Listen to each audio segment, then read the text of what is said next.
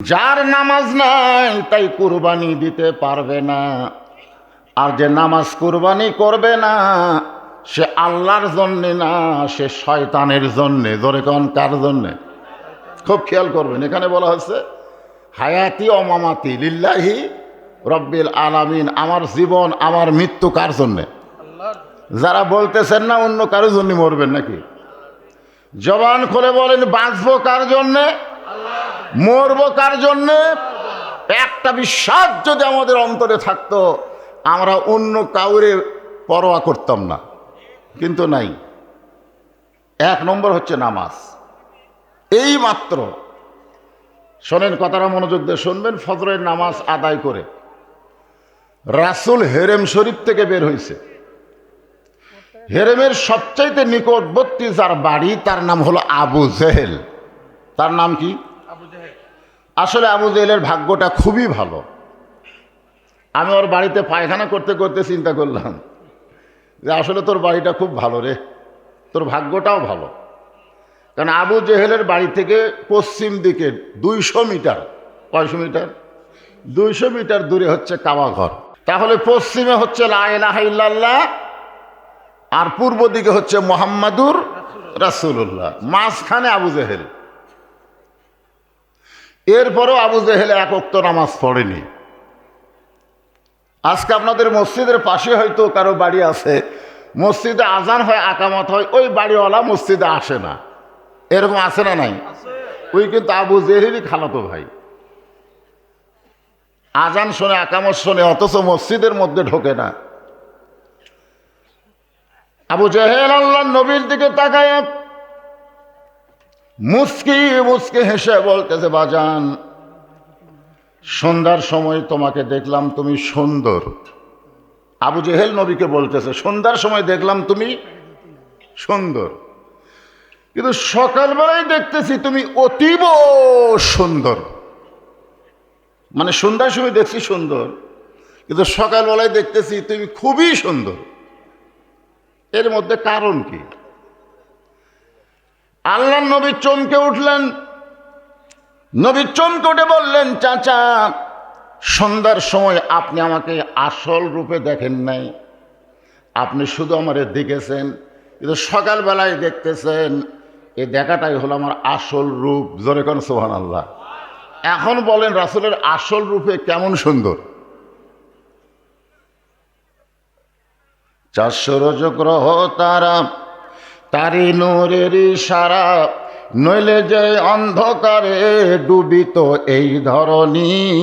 সবাই বলেন, কত গান জীবনে গাইলেন। নবীর নামে একটা গান গান তো সবাই বলেন, নবী মোর পরশমণি, নবী মোর সোনার খনি, নবী নাম ভাবে যেজন সেই তো দোজা হানের ধ্বনি। সে নামে মধু মাখা, সে নামে জাদু আঁকা, সে নামে মধু মাখা, সে নামে জাদু আঁকা, সে নামে মজনু হলো, সে নামে মজনু হলো মওলায় আমার কাদের গনি। সবাই বলেন, নবী মোর পরশমণি, নবী নাম ভাবে যেজন সেই তো দোজা হানের ধ্বনি। আল্লাহ বলতেছেন, কুল বলুন, ইন্না সালাতি অনুসুখি অমাহিয়া অমামাতি লিল্লাহি রব্বিল আলামিন। এখানে 4টা কথা আছে। জোরে কোন কয়টা? 1 নম্বর হলো নামাজ, সালাত। সালাত মানে কি? নামাজ। আমরা নামাজই করলে বুঝি ভালো, আসলে কোরআন হাদিসের কোনো জায়গায় নামাজ শব্দ নাই। আমার এলাকার এক ভণ্ড কইছে, তুই যে এত নামাজ পড়িস এগুলো তো কোরআন হাদিসে নাই। ও মূর্খ মানুষ বুঝতে পারেনি। আমরা এসে কই, হুজুর কোরআনে নাকি হাদিসে নাকি নামাজের কথা নাই। আমি বললাম, নাই ভাই, তাহলে খামাখা। খামাখা কি? আগে করো রে মন আখেরের কাজ, ধ্যান যোগে হয় দিলের নামাজ। ও তোমার পাঞ্জি গানা নামাজ পড়া লাগবে না। ওরে শরীয়তের মৌলানা, চোখ 2টা করলা কানা, কোরআন হলো 90 পারা, তোমরা খোঁজা দেখলা না। আপনাদের শেরুয়া বর্তলার আশেপাশে এরকম ভণ্ড আছে না নাই? ধরে কেন আছে না? কারণ শেরপুরে তো আমি অনেক ওয়াজ করছি, আপনাকে হাঁড়ির খবর পর্যন্ত আল্লাহ আমাকে জানার তৌফিক দিয়েছে। দীর্ঘ 10 বছর একটানা শেরপুর জেলা ওয়াজ করেছি, আমার চাইতে বেশি ওয়াজ কোনো বক্তা করেনি, ঠিক কিনা বলেন? কিন্তু যাই হোক, কিছুদিন ওয়াজটা বন্ধ ছিল, এবার আবার খুলে গেছে, আলহামদুলিল্লাহ। এখন আপনারা যারা আজকের কোরআনের মাহফিল এসেছেন, আপনারা সবাই স্বীকারোক্তি দিবেন, কোরআন কি 90 পারা না 30 পারা? জোরে বলেন। কোরআন কি জাহিরি না বাতনি? জাহিরি। হ্যাঁ, এখানে 4টা বিষয়ের মধ্যে 1 নম্বর বলা হয়েছে নামাজ। আল্লাহ রাসূল বলে, চাচা আমাকে সকালবেলা সুন্দর দেখার কারণ হলো আজকে রাত্রেবেলা আমি যখন ঘুমাইছিলাম তখন ফেরেশতা জিবরাইল আমাকে ঘুম থেকে চেতন করে বোরাকের পিঠে করে বাইতুল মুকাদ্দাস, কি যে বাইতুল মুকাদ্দাস নিয়ে আমার জামাই ওয়াজ করলো। আপনারা মোটামুটি গরমই হয়ে গেছিলেন, তাই না? ওয়াজ যখন থামে গেল, যে তাকবীর মারলেন, সুবহানাল্লাযী আসরা বিআবদিহি লাইলাম মিনাল মাসজিদিল হারাম ইলাল মাসজিদিল আকসা। তাহলে বাইতুল মুকাদ্দাসের কথা কোরআনে আছে না নাই? যাকে বলা হয় বাইতুল আকসা। সেই বাইতুল মুকাদ্দাসের ভিতরে গিয়ে আমি 2 রাকাত নামাজ পড়ালাম। নবী আবু জেহেলকে বলতেছে, কয় রাকাত? 2 রাকাত নামাজ পড়ানোর পরে আল্লাহ পাক আমাকে 7 আসমান পাড়ি দিয়া আল্লাহর আরশে নিয়ে গেল। আল্লাহর সঙ্গে আমার অনেক কিছু গল্প হলো। আমি জান্নাত দেখলাম, জাহান্নাম দেখলাম। আল্লাহ তাআলা আমাকে 5 ওয়াক্ত নামাজ দিল। কয় ওয়াক্ত? আমি ফজরের নামাজ আদায় করে আপনার সাথে দেখা করলাম। হয়তো এই কারণেই আমার চেহারাটা আপনাকে অতীব সুন্দর লাগছে। মানুষ যদিও কালো হয়, সে ব্যক্তি যদি 5 ওয়াক্ত নামাজ পড়ে, তার চেহারার মধ্যে একটা আলাদা নূর, আলাদা একটা সৌন্দর্য থাকে। ধরে কোন কথা ঠিক কিনা ভাইজান? দেখবেন অজু করার কারণে 5 বার তো মুখ ধোয়া লাগতেছে, একবার অজু করতে 3 বার করে, কয়বার করে চেহারা ধোয়া লাগতেছে। তাহলে 5 ওয়াক্ত নামাজে কমপক্ষে 15 বার আপনি চেহারাটা ধুয়ে ফেলতেছেন। এখন শীতের দিনে মানুষ আসর দিয়ে এসা পড়ে, ধরে কোন ঠিক কিনা? এই শীতের দিনে আমিও বেশি অজু করি না, আসর পরে আসর আগে অজু করি, ওই অজু দিয়েই মাগরিব এশা আদায় করার চেষ্টা করি, বারবার ঠান্ডা পানি, তাহলেও তো মুখ ধোয়া লাগে, ধরে কোন ঠিক কিনা? আবু জেহেল আল্লাহর নবীর দিকে তাকায় বলে, পাগল পাগল। নবী কয়, কি? আবু জেহেল বলতেছে, তোর আল্লাহ তোরে 5 ওয়াক্ত নামাজ দিল না কয় ওয়াক্ত দিল? তুই আসমানে গেলি, জান্নাতে গেলি না জাহান্নামে গেলি, এইটা আমার বিষয় না। মক্কা থেকে বাইতুল মুকাদ্দাসে যাইতে লাগে 30 দিন, আসতে লাগে 30 দিন। যাইতে কয় দিন? আসতে 30 দিন। আমি দুইবার বাইতুল মুকাদ্দাসে গেছি, আর তুই আজকে রাত্রিবেলা বাইতুল মুকাদ্দাসে 2 রাকাত নামাজ পড়ালি? এই গাঁজাখুরি গল্প। এই কথা বলে আবু জেহেল নবীর কাছ থেকে দৌড় মারতেছে। আল্লাহ রাসূল বলে, চাচা আপনি দৌড় মারতেছেন কেন? আবু জেহেল বলতেছে, বহুদিন হলো চেষ্টা করতেছি তোকে আমার এলাকা থেকে বের করে দিব। কারণ কিছুদিন হলে আমি দেখতেছি মানুষগুলো এসে আমার বাড়ির দিকে থুতু দেয় আর তোর বাড়ির দিকে সালাম দেয়। আমার বাড়ির কাছে তুই থাকবি আর জনগণ তোকে সম্মান করবে, আমাকে করবে না।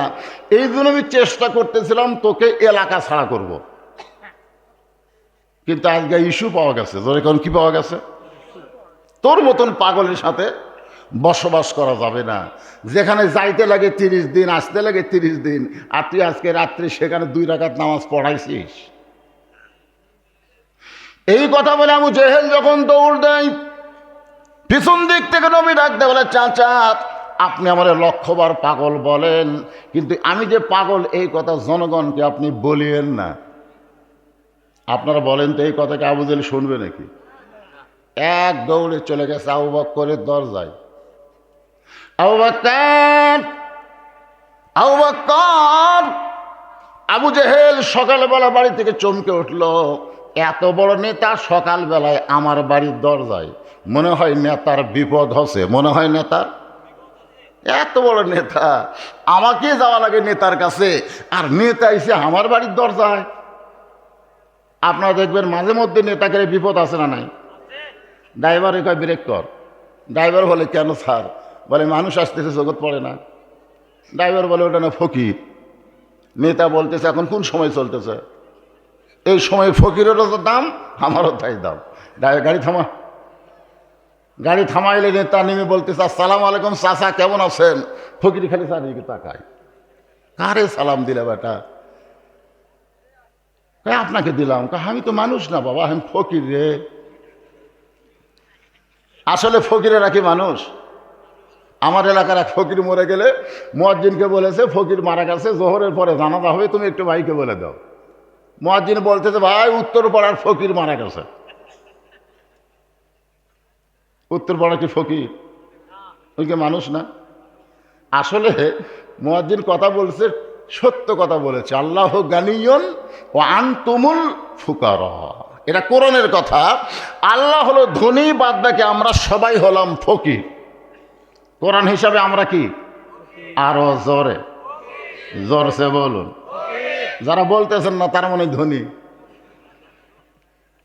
এটা কি আমার বাপ দাদার কথা বলতেছি? আল্লাহর কোরআনের কথা বলতেছি। এই হিসাবে আমরা সবাই ফকির না, ওরা খাওয়ার দরকার নাই। মহিলারা বাত, হিল্লা নেশা, মহিলা বাত। একটু মনোযোগ দিয়ে শুনবেন। আবু বকর চমকে গেল, এত বড় নেতা আমার বাড়ির দরজায়। দরজা খুলে বলে নেতা খবর কি? আবু জেহেল বলতেছে তোমার নবী যে পাগল হয়েছে তুমি জানো? কি কইছে? সঙ্গে সঙ্গে আবু বকর বলে আবু জেহেল যেই কথা একবার বলেছ ওই কথা যদি আর একবার বলো। কি বুঝলেন? যেই কথা একবার বলেছে, এরকম হাত দিয়ে দেখাচ্ছে, ওই কথা খালি আর একবার বলো, তোমার টুটি আমি ছিঁড়ে ফেলবো। সুবহানাল্লাহ খান। সঙ্গে সঙ্গে আবু জেহেল 10 ধাপ পিছনে গেছে। 10 ধাপ পিছনে যাওয়ার কারণ হলো নরম মানুষ এত গরম হলো কেন? আল্লাহর নবী বলেছেন আমার সাহাবীদের মধ্যে 1 নম্বর নরম হলো আবু বকর। জোরে কান সুবহানাল্লাহ। সেই মানুষটা কি নরম না গরম? আবু জেহেল কয় কেরি আবু বকর নরম মানুষ, এত গরম হলো কেন? আবু বকর তুমি না নরম মানুষ, তুমি গরম হলে কেন? আবু বকর বলে আবু জেহেল সবসময় নরম থাকা জায়েজ নাই। নবীর বিরুদ্ধে কথা শুনে কোনো মুসলমান যদি নরম ভূমিকা পালন করে তাহলে বুঝবে সে আর মুনাফিক না, সে আর মুসলমান নাই, সে মুনাফিক হয়ে গেছে। আমরা নবীর বিরুদ্ধে কথা শুনে যদি বলি নাউজুবিল্লাহ, আপনি কিছুই করলেন না, খালি করলেন নাউজুবিল্লাহ, আপনি মুনাফিক। আজকে আমাদের বাংলাদেশে মুখে মুখে নবীর বিরুদ্ধে না বললেও লিখনের মাধ্যমে বই পুস্তকে নবীর বিরুদ্ধে সমালোচনা হচ্ছে। জোরে কোন কথা ঠিক না? লা ইউমিনু আহাদুকুম হাত্তা আকুনা হাব্বা ইলাইহি মিন নাফসিহি। আল্লাহ রাসূল বলেছেন তোমার জীবনের চাইতে আমি নবীকে যদি বেশি মহব্বত না করো তুমি মুমিন হতে পারবা না। আমরা যদি প্রকৃত মুমিন হতে চাই আমার জীবনের চাইতে রাসূলকে বেশি মহব্বত করতে হবে। দরকার হলে জীবন দেব, নবীর বিরুদ্ধে একটা কথা বাংলার জমিনে উচ্চারণ করতে দিব না। এই ঈমানি শক্তি যাদের আছে 2 হাত তোলা, আল্লাহর একটু দেখান তো দেখি।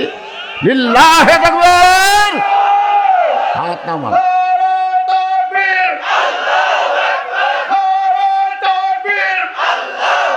আমার নেতা তোমার নেতা। 2 মাইক হলে হবে, স্পিকার একটাই থাকা লাগবে। ডবল স্পিকার হলে অসুবিধা।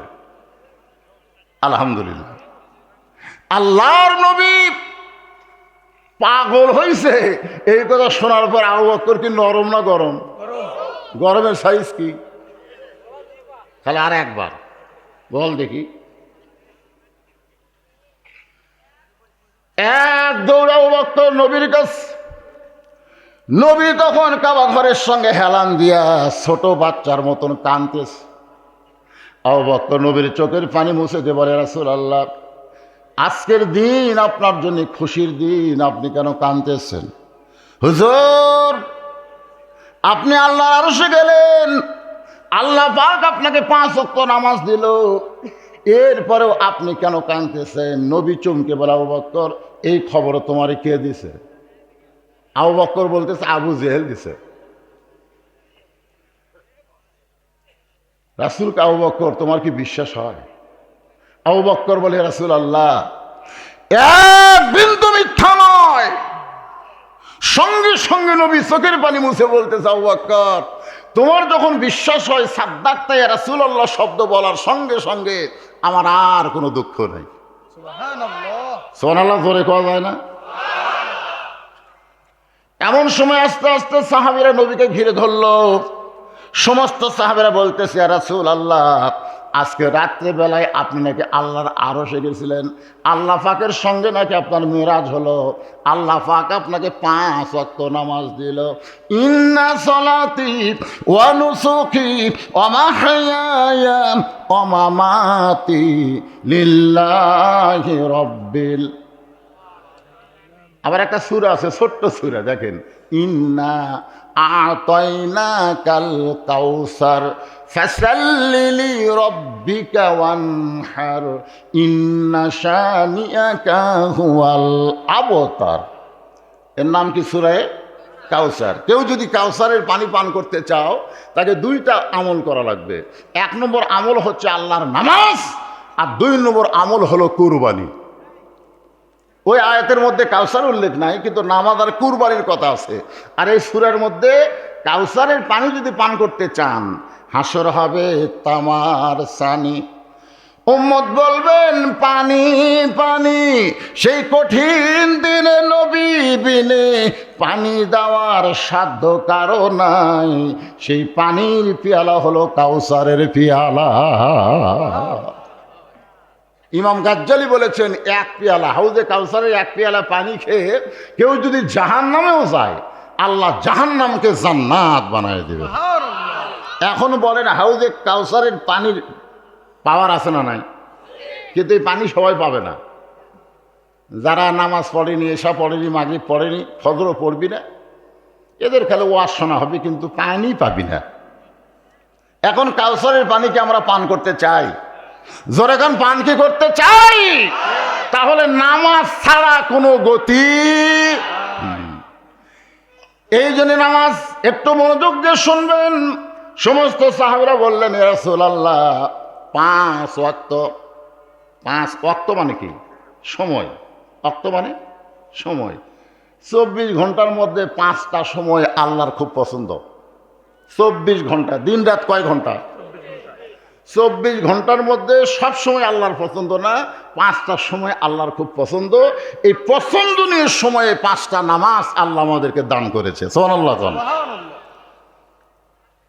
1 নম্বর যেটা খুব কঠিন, এখন শীতের দিনে যে নামাজের আজানে মুয়াজ্জিন বলে, আসসালাতু খায়রুম মিনান নাওম।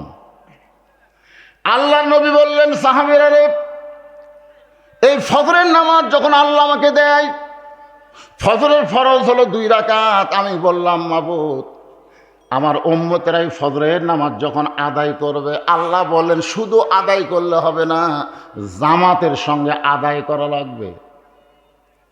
ফজরের নামাজ কেউ যদি বাড়িতে আদায় করে, জামাত আদায় করে না, রাসূল বলেছেন ওই ব্যক্তির মৃত্যু হবে মুনাফিকের মৃত্যু।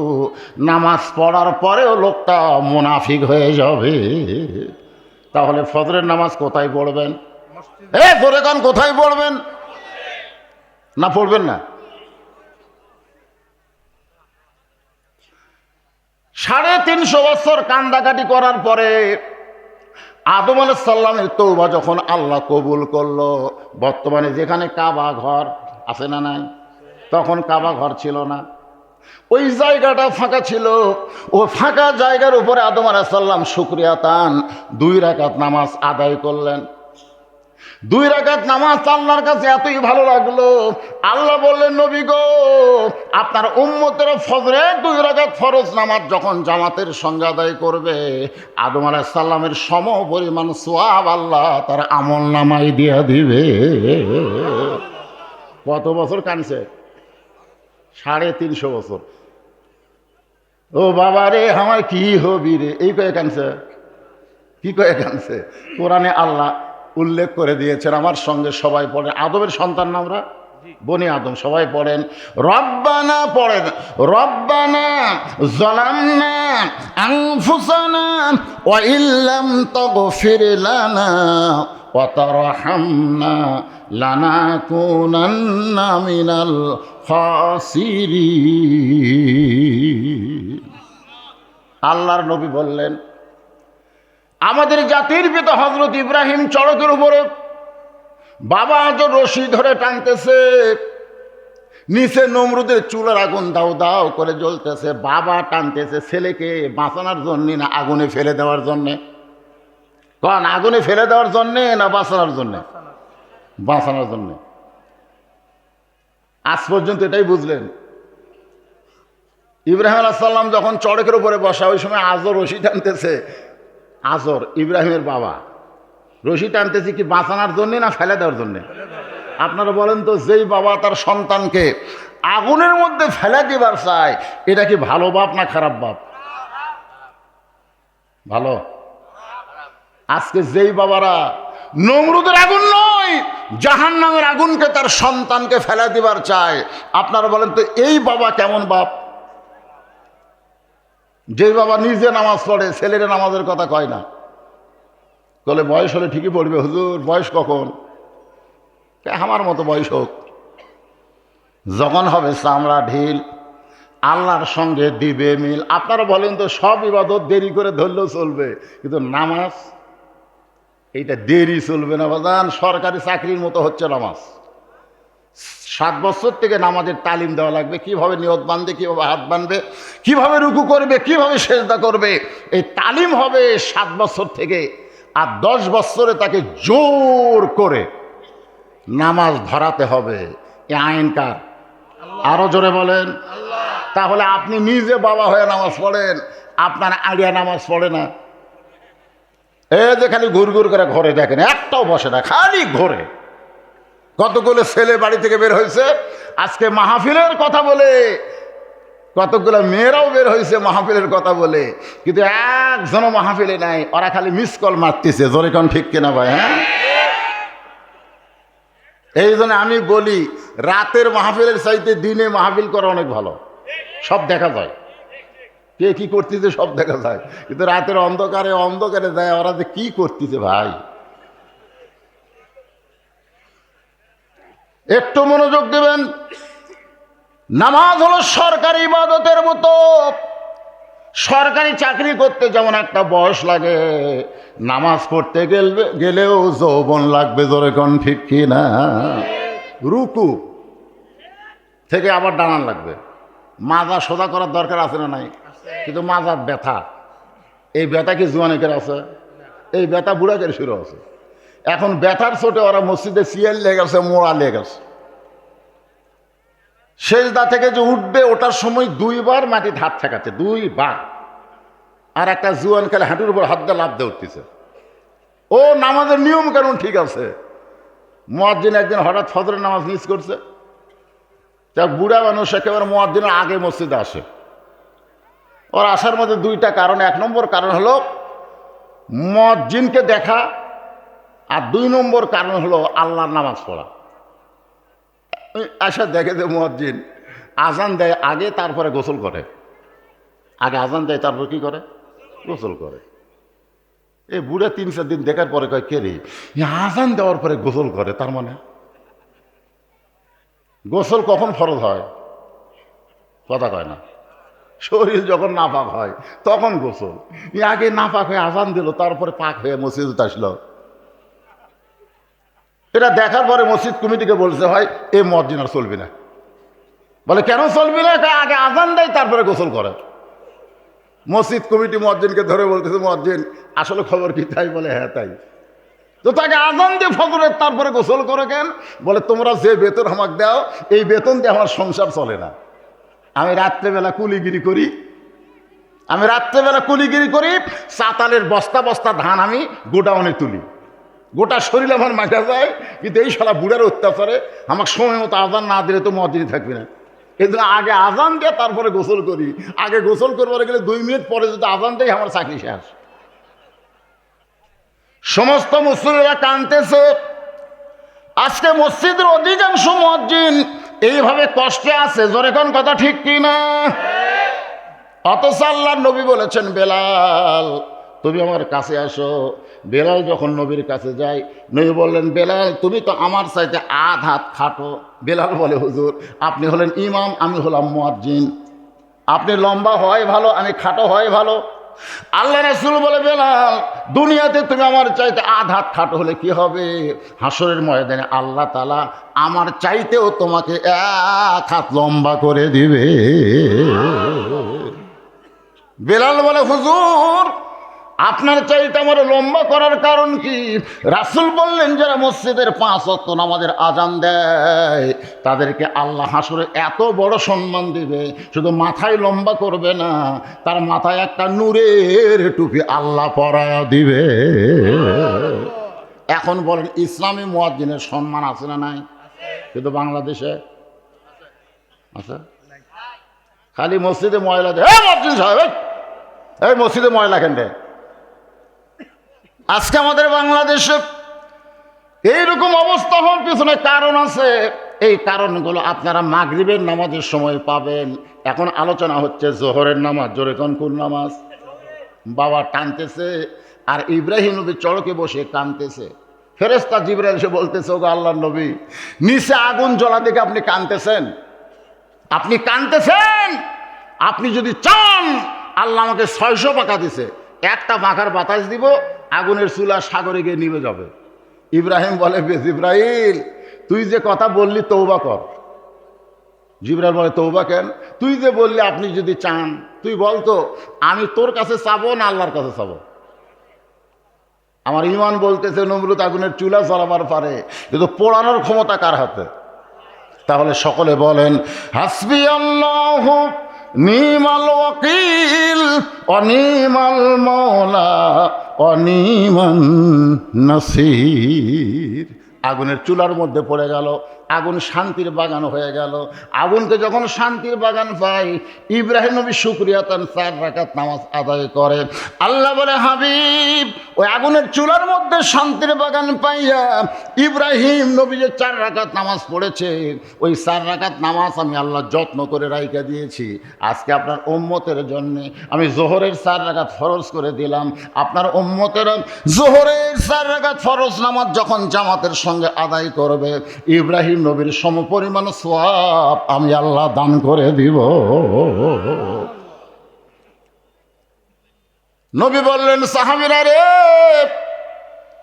আসরের 4 রাকাত ফরজ নামাজ আল্লাহ যখন আমার দান করতেছে, যে বলে আল্লাহ এই আসরের 4 রাকাত ফরজ আদায় করলে আমি আপনার উম্মতের প্রতি কেমন খুশি হব, আপনি কি শুনবেন না? নবী বলে, আল্লাহ আমি আমার জন্যে না, আমি হলাম আমার উম্মতের জন্যে। সুবহানাল্লাহ। আপনি আমার ব্যাপারে শত খুশির কথা বলেন, আমি খুশি হব না, কিন্তু আমার উম্মতের ব্যাপারে আপনি খুশির কথা বলেন, আমার কলিজা খুশি হয়ে যাবে। এখন বলেন, নবী কার জন্যে?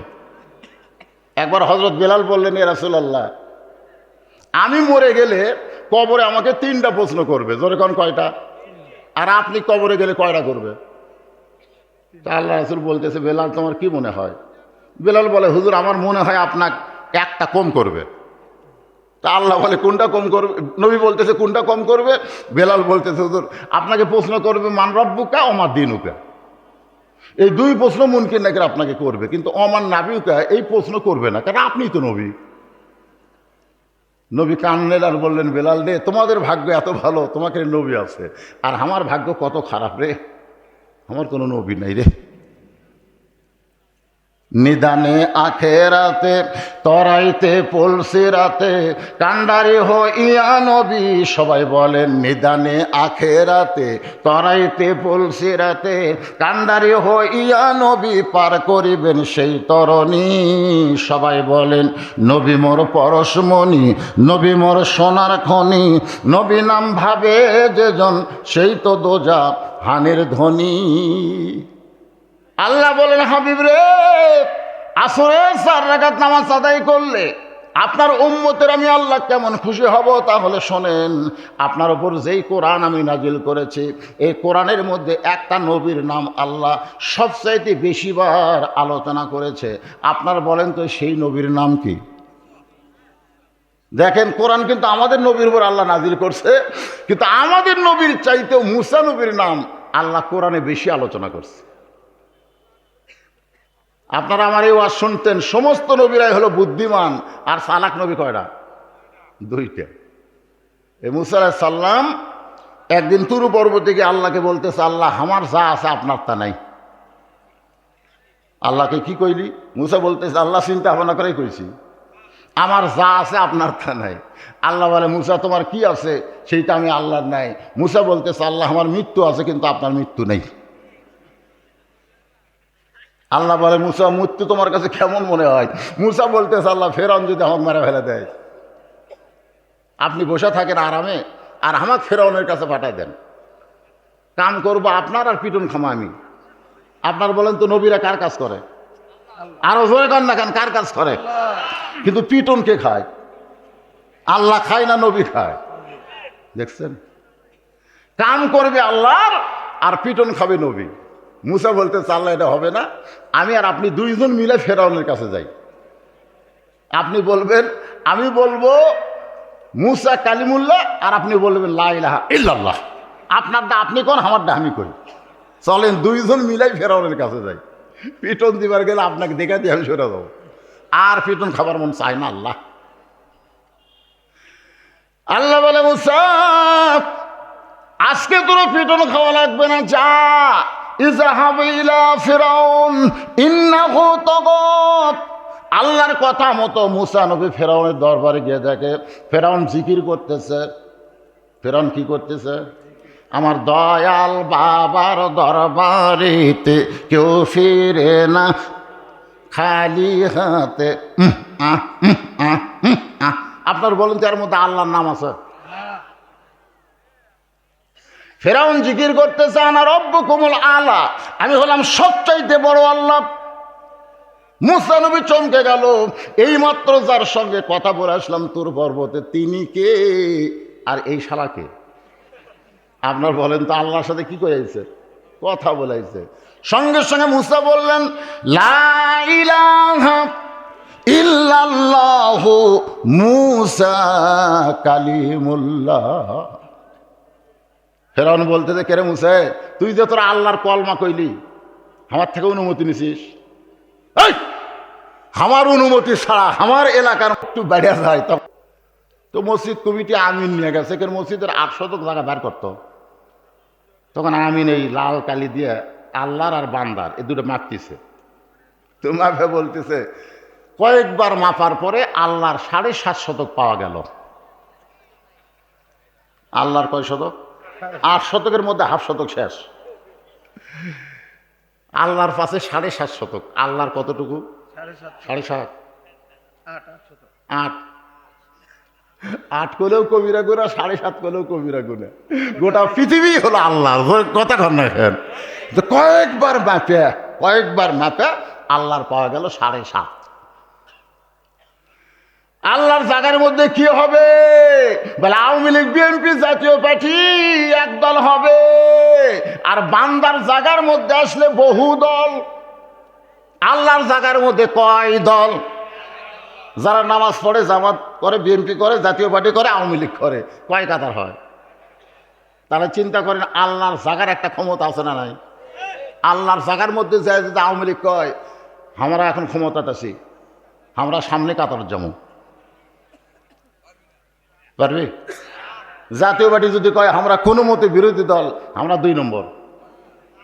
বিএনপি কয় বাইরে আমাকে করো, তা আমরা 3 নম্বরে। জামাত বলতেছে আমরা যুদ্ধ অপরাধী ভাই 4 নম্বরেই থাকি। এইরকম কোনোদিন দেখছেন? বরং দেখবেন খেয়াল করে জামাত ইসলামের মুয়াজ্জিন আজান দেয়, জামাতের আলেম ইমাম হইয়া নামাজ পড়ায়, আওয়ামী লীগ তার পিছনে একতে দেয়, তুই বেহাল ইমাম কয়ে দাঁড়ায়। জোরে কথা কর না কেন? বেড়া যা করিস কর, আল্লাহর এরিয়ার মধ্যে আসলে কোনো রাজনীতি চলবি না। তা আমরা খালি 7.5 শতক আল্লাহ দিলাম কেন?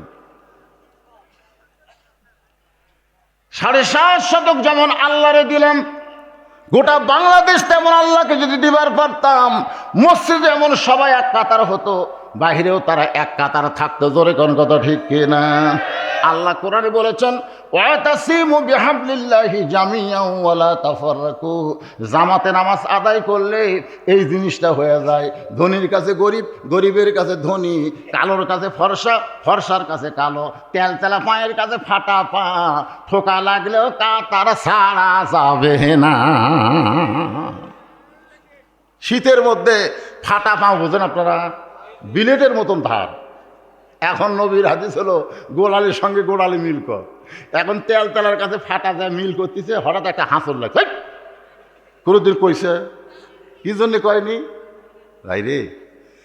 এমন একটা জায়গার মধ্যে যাচ্ছি ভাই, যেখানে আমার কোনো পাওয়ারই নেই। সুবহানাল্লাহ খান। মুসা বলতে ফেরাউন জায়গা মাপা দে, তোর কতটুকু আল্লাহর কতটুকু? ফেরাউন বলতেছে আমার রাজত্বের মধ্যে তোর আল্লাহর জিকির চলবে না। মুসা কয় আল্লাহ এখন ফেরাউনকে কি করব? আমার মুখে আছে তোমার কলেমা, হাতে আছে তোমার শক্তি। মুসার হাতে কার শক্তি? আল্লাহ। কথা কয় না কেন? আসলে চল মারছে মুসার শক্তিতে না আল্লাহর শক্তিতে? খালি বলছে ও মুসা তোমার জান কবজ করবার চাই। মুসা বলতেছে আজরাইল যখন মুসার দিকে যাচ্ছে, মুসা হট কানেকশন আল্লাহর সাথে। আল্লাহ আমি এত তোমার জলিল কদর পয়গম্বর, আর আমারে সালাম না দিয়ে জান কবজ করবার চাই, আমি একটু শিক্ষা দিবার চাই। আল্লাহ কয় তুই আজরাইলের দিকে তাকাতো, বিশাল পা আছে মাথা নাই, এই তুই তার কি সাইজ করবি? মুসা বলতে গেলে আমার কাছে আসুক না কেন? যেই কাছে আইসে বিসমিল্লাহ কয়ে মারছে চল। কি কয়া? বিসমিল্লাহ কার নামে? আল্লাহ। মুসার হাতে এত লম্বা করে দিছে, হচ্ছেন মানুষ খাটো কিন্তু হাত আছে। আজরাইলের চোখ বরাবর মারছে ঘুষি। কে রে কুটি মুসা পড়ে আছে, হাত কুটি গেল। আসলে কি এটা মুসার হাত না আল্লাহর হাত? চোখের মনি উল্টে গেছে। আপনার জান যখন কবজ করবে আসবে না, তখন দেখবেন আজরাইলের এক চোখ উল্টে। এই চটটা মারছে মুসা। জোরে কোন সুবহানাল্লাহ।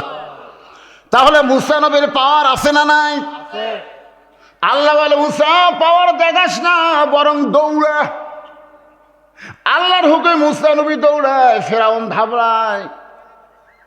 এক সময় মুসা নবী নীল সাগরের কাছে গিয়ে বলতেছে আল্লাহ আর তো দৌড়ানো জায়গা না।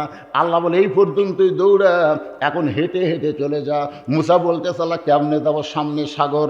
নাসরুম মিনাল্লাহি ওয়া ফাতুহুন কারীব ওয়াবাশশিরিল মুমিনিন। আল্লাহ সাগরকে রাস্তা বানায় দিয়েছে 12 লাইন। জোরে কোন কয় লাইন? আপনাকে রাস্তাটা কয় লাইন? 4 লাইন। আর আল্লাহ সাগরের মধ্যে বানাইছে 12 লাইন। ওই 12 লাইন রাস্তার মধ্যে মুসা নবী তার সঙ্গীদের নিয়ে এক নিয়তে 4 রাকাত নামাজ আদায় করে। ওই 4 রাকাত নামাজ আল্লাহর এতই ভালো লাগছে, আল্লাহ নামাজটা যত্ন করে রাইখা দিয়েছে। লাইলাতুল মিরাজে নবীকে বলে ইয়া রাসূলুল্লাহ আপনার উম্মতেরা এই আসরের 4 রাকাত নামাজ যদি জামাতের সঙ্গে আদায় করে, সাগরের ভিতরে মুসা নবী নামাজ পড়ে যে সওয়াব পাইছে, আমি আল্লাহ সেই সওয়াব আপনার উম্মতের আমল নামায় দিয়া দিব। কয় ওয়াক্ত হলো? জোরে কান কয় ওয়াক্ত? ফজর পড়লে আদম নবীর সমপরিমাণ, যোহর পড়লে ইব্রাহিম নবীর সমপরিমাণ, আসর পড়লে মুসা নবীর সমপরিমাণ। এখন সমস্ত সাহাবীরা বলে, ইয়া রাসূলুল্লাহ, মাগরিবের নামাজ পড়লে আমাদের কি হবে? রাসূল বলে, সাহাবীরা রে, যেই কোরআন আল্লাহ আমার উপর নাজিল করেছে, এই কোরআনের মধ্যে একজন নবী আছে, নবীর নাম হলো ইয়াকুব নবী। জোরে কোন কি নবী? আমার সঙ্গে একটু গুনগুন করে গান গাওয়া লাগবে। ইয়াকুব নবী, সবাই বলেন, ইয়াকুব নবী বাস করিতেন কেনানে, সবার চাইতে ভালোবাসতেন ইউসুফকে। আমার মায়েরা যারা বসে আছে পর্দার অন্তরালে, ওরা ভাবছে যে হুজুর আমাকে ওয়াজ করবে না। এই মাগরিবের নামাজটা খেয়াল করেন। ইয়াকুব নবীকে আল্লাহ তাআলা 12টা সন্তান দিছিল। জোরে কোন কয়টা? 12টা। ইয়াকুব নবী একদিন নির্জনে বসে আল্লাহকে বলতেছে, আল্লাহ, আমার 2টা সন্তান এত ভালো, আর এই 10টা এত খারাপ হলো কেন? 10টা কি আর 2টা ভালো? তখন আল্লাহকে, ইয়াকুব তুমি বিয়ে করছো কয়টা? ইয়াকুব বলে, আল্লাহ আমি 2 বিয়ে করছি। তোমার যে বউ ভালো, সে বউয়ের পেট থেকে ইউসুফ আর বনিয়ামিন ভালো হচ্ছে, আর তোমার যে বউ খারাপ, ওই খারাপ বইয়ের পেট থেকে যে 10টা মাল বাড়াছে, এই 10টাই খারাপ। এখন আমরা সন্তান যদি ভালো চাই, তাহলে কি ভালো লাগবে? বউ হলি তো মা হবি রে, আগেই মা হন, আগে বউ। খুব খেয়াল করে শুনতে হবে। আর মায়েরা যারা পর্দার অন্তরে আছেন, রমজান মাসে এক ছেলে এসে আমার বলে, হুজুর 11 মাস আমার খিদা কম, রোজার মাসে এত খিদা কেন? খালি খিদা। আমি বললাম, তোর 11 মাস খিদা লাগে না, রোজার মাসে খিদা বেশি। এটা জানবে গেলে তোর মায়ের কাছে যাওয়া লাগবে। বলে, হুজুর মা কেমনি জানবে? খালি যাই বল, তোর মা কি মেসা আছে? হ্যাঁ। তো মায়ের কাছে বলতেছে, মা 11 মাস আমার খিদা কম, রোজার মাসে এত খিদা কেন? তখন মা বলতেছে, তোর দাদি এই সর্বনাশ করছে।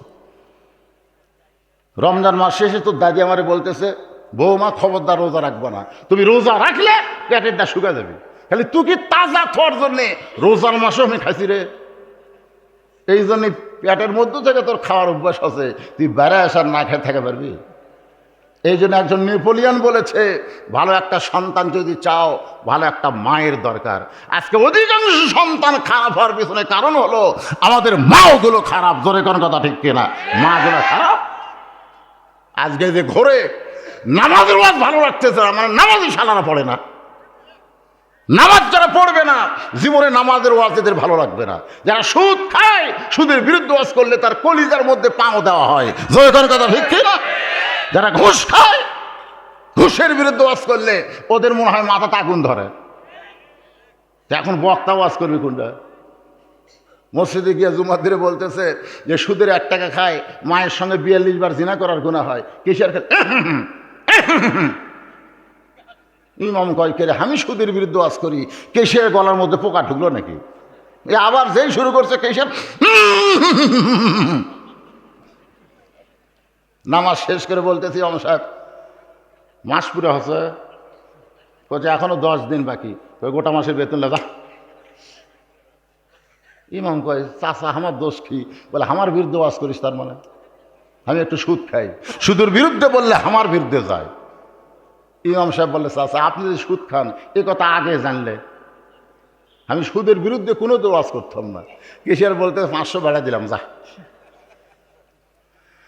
আজকে মসজিদের মধ্যে ইমাম সাহেব আল্লাহর কোরআন নবীর বিধান মতন কথা বলতে পারতেছে না, কেশিয়ারের অত্যাচারে, সভাপতির অত্যাচারে, সেক্রেটারির অত্যাচারে। জোরে কোন কথা ঠিক কিনা ভাই? দেখেন, এই লোকগুলাই মসজিদ কমিটির বেশি জায়গা পায়। একটু মনোযোগ দিয়ে শুনবেন। অথবা সাওবিল হক, হক কথা বলতে হবে। নামাজ যদি আপনার জীবনে না থাকে, আপনি যত বড়ই মানুষ হন না কেন, লা সালাত লা ঈমানা, যার নামাজ নাই তার কি নাই? ঈমান নাই। লা সালাত লা দীনা, যার নামাজ নাই তার কোনো ধর্ম নাই। হিন্দুদের জন্য মন্দির বানাইছে, ওরা মাঝে মধ্যে মন্দিরে যায়। খ্রিস্টানের জন্য গির্জা বানাইছে, মাঝে মধ্যে গির্জায় যায়। ইহুদের জন্য প্যাগোড়া বানাইছে, মাঝে মধ্যে প্যাগোড়ায় যায়। কিন্তু মুসলমানের মধ্যে এমন নামধারী মুসলমান এত বড় হইয়া গেছে, এখন পর্যন্ত মসজিদের মধ্যে ঢোকে না। আছে না নাই? জোরে কোন আছে না নাই? একটু মনোযোগ দিয়ে শুনবেন। মাগরিবে 3 রাকাত নামাজ পড়লে আমাদের কতটুকু লাভ হবে এটা বোঝানোর জন্য বলতেছি। ইয়াকুব নবী আল্লাহর কাছে কাঁদতেছে, আল্লাহ আমার 2টা সন্তান এত ভালো, আর এই 10টা খারাপ কেন হলো? আল্লাহ বলে, ইয়াকুব রে, সন্তান ভালো মন্দ হওয়ার পেছনে তোমার কোনো দোষ নাই, দোষ হলো তোমার বইয়ের। দোষ কার? তোমার যে 10টা সন্তান খারাপ। কেমন খারাপ? রক্তমাখা জামা নিয়ে বাবার কাছে এসে বলতেছে, বাবা আমরা বহু চেষ্টা করছি, বাঘের হাত থেকে ইউসুফকে বাঁচাবার পারলাম না, কিন্তু জামা বাঁচাছি। ও বাবা, এই দেখেন রক্তমাখা জামা। ইয়াকুব নবী চিন্তায় পড়ে গেল, বাঘ যদি আমার ইউসুফকে ধরে তাহলে আগে জামা খাম হবে, আগে কি খাম হবে? কথা কন না কেন? বাঘকে পাঞ্জাবি খুলে তারপর খাঁচা? তাহলে আগে জামা ছিঁড়বে। ইয়াকুব নবী তাকায় দেখে জামার কোনো জায়গায় সেরা নাই, ছুটে নাই, গোটা জামা রক্ত দিয়া মাখা। ইয়াকুব নবী বুঝবার পারলেন এই 10 জন আমার ইউসুফের উপর ষড়যন্ত্র করতেছে। তিনি ঘরের মধ্যে চলে গেলেন, ওই রক্তমাখা জামা নিয়ে আল্লাহকে বলতেছেন, আল্লাহ আমার ইউসুফ যেখানেই থাক তুমি আল্লাহ তারে হেফাজত করো। আপনারা বলেন তো, বাবার দোয়া আল্লাহ কবুল করবে কি করবে না? কথা কন। শ্বশুরের দোয়া, আব্বা আব্বা আসসালামু আলাইকুম, আব্বা কেমন আছেন আব্বা? একমাত্র বাবা। ওয়াকাযা রাব্বুকা আল্লা তা'বুদু ইল্লা ইয়্যাহু ওয়া বিল ওয়ালিদাইনি ইহসানান। রে দুনিয়ার মানুষেরা শোনো, আল্লাহর পর তোমাদের সবচাইতে ইবাদত না, তোমাদের সম্মান পাওয়ার যোগ্য হলো তোমাদের বাপ মা। বাপ মার মনে যদি কষ্ট দিয়ে তুমি 5 ওয়াক্ত নামাজ পড়ো, তুমি রোজা করো, তুমি হজ করো, তুমি যাকাত দাও, বাবার মনে যদি উহু শব্দ উচ্চারণ হয়, তোমার একটা ইবাদত আল্লাহর দরবারে কবুল হবে না। জোরে কর না কেন? যারা ঠিক বলবি না এরা শ্বশুরও সম্মান দেয়। শ্বশুর লিয়ে দেখে, আব্বা চা খান, দুধের চা না খান, লাল চা, আব্বা পেঁয়াজি খান, মুখের সামনে বাপ ঘরে, অথচ বাপরে কিছুই কয় না। একটু মনোযোগ দেবেন। ইয়াকুব নবী বাবা আল্লাহর কাছে বলতেছে, আল্লাহ আমার ইউসুফ রে তুমি হেফাজত করো। এখন বলেন তো, বাবার দোয়া সন্তানের জন্য আল্লাহ কবুল করে? দোয়া যদি কবুল করে তাহলে গড় দোয়া এটা করে না? আপনারা কারা কারা বাবার অন্তরে কষ্ট দিয়েছেন, বাবার মনে কষ্ট দিয়েছেন? এই সন্তানগুলো যদি এখানে থাকেন আর বাবা যদি মারা যায়, আপনি যতই চেষ্টা করেন আপনি জান্নাতের ঢপ দেখতে পারবেন, কিন্তু ভিতরে ঢুকতে পারবেন না। বাপ মায়ের মুখের দিকে তাকালে রহমতের নজরে, ভালোবাসার দৃষ্টিতে আল্লাহ তার আমল নামে একটা কবুল হজের সওয়াব দেয়। জোরে করেন সুবহানাল্লাহ। একটু মনোযোগ দিয়ে শুনবেন। মায়ের মনে কষ্ট দিয়েছেন। যেদিন সাধু বাড়ি ওয়াজ করতে আসি সেই দিন আমার মা মরে গেল। দাঁত থাকতে মানুষ দাঁতের মূল্য দেয় না, চোখ থাকতে মানুষ চোখের মূল্য দেয় না।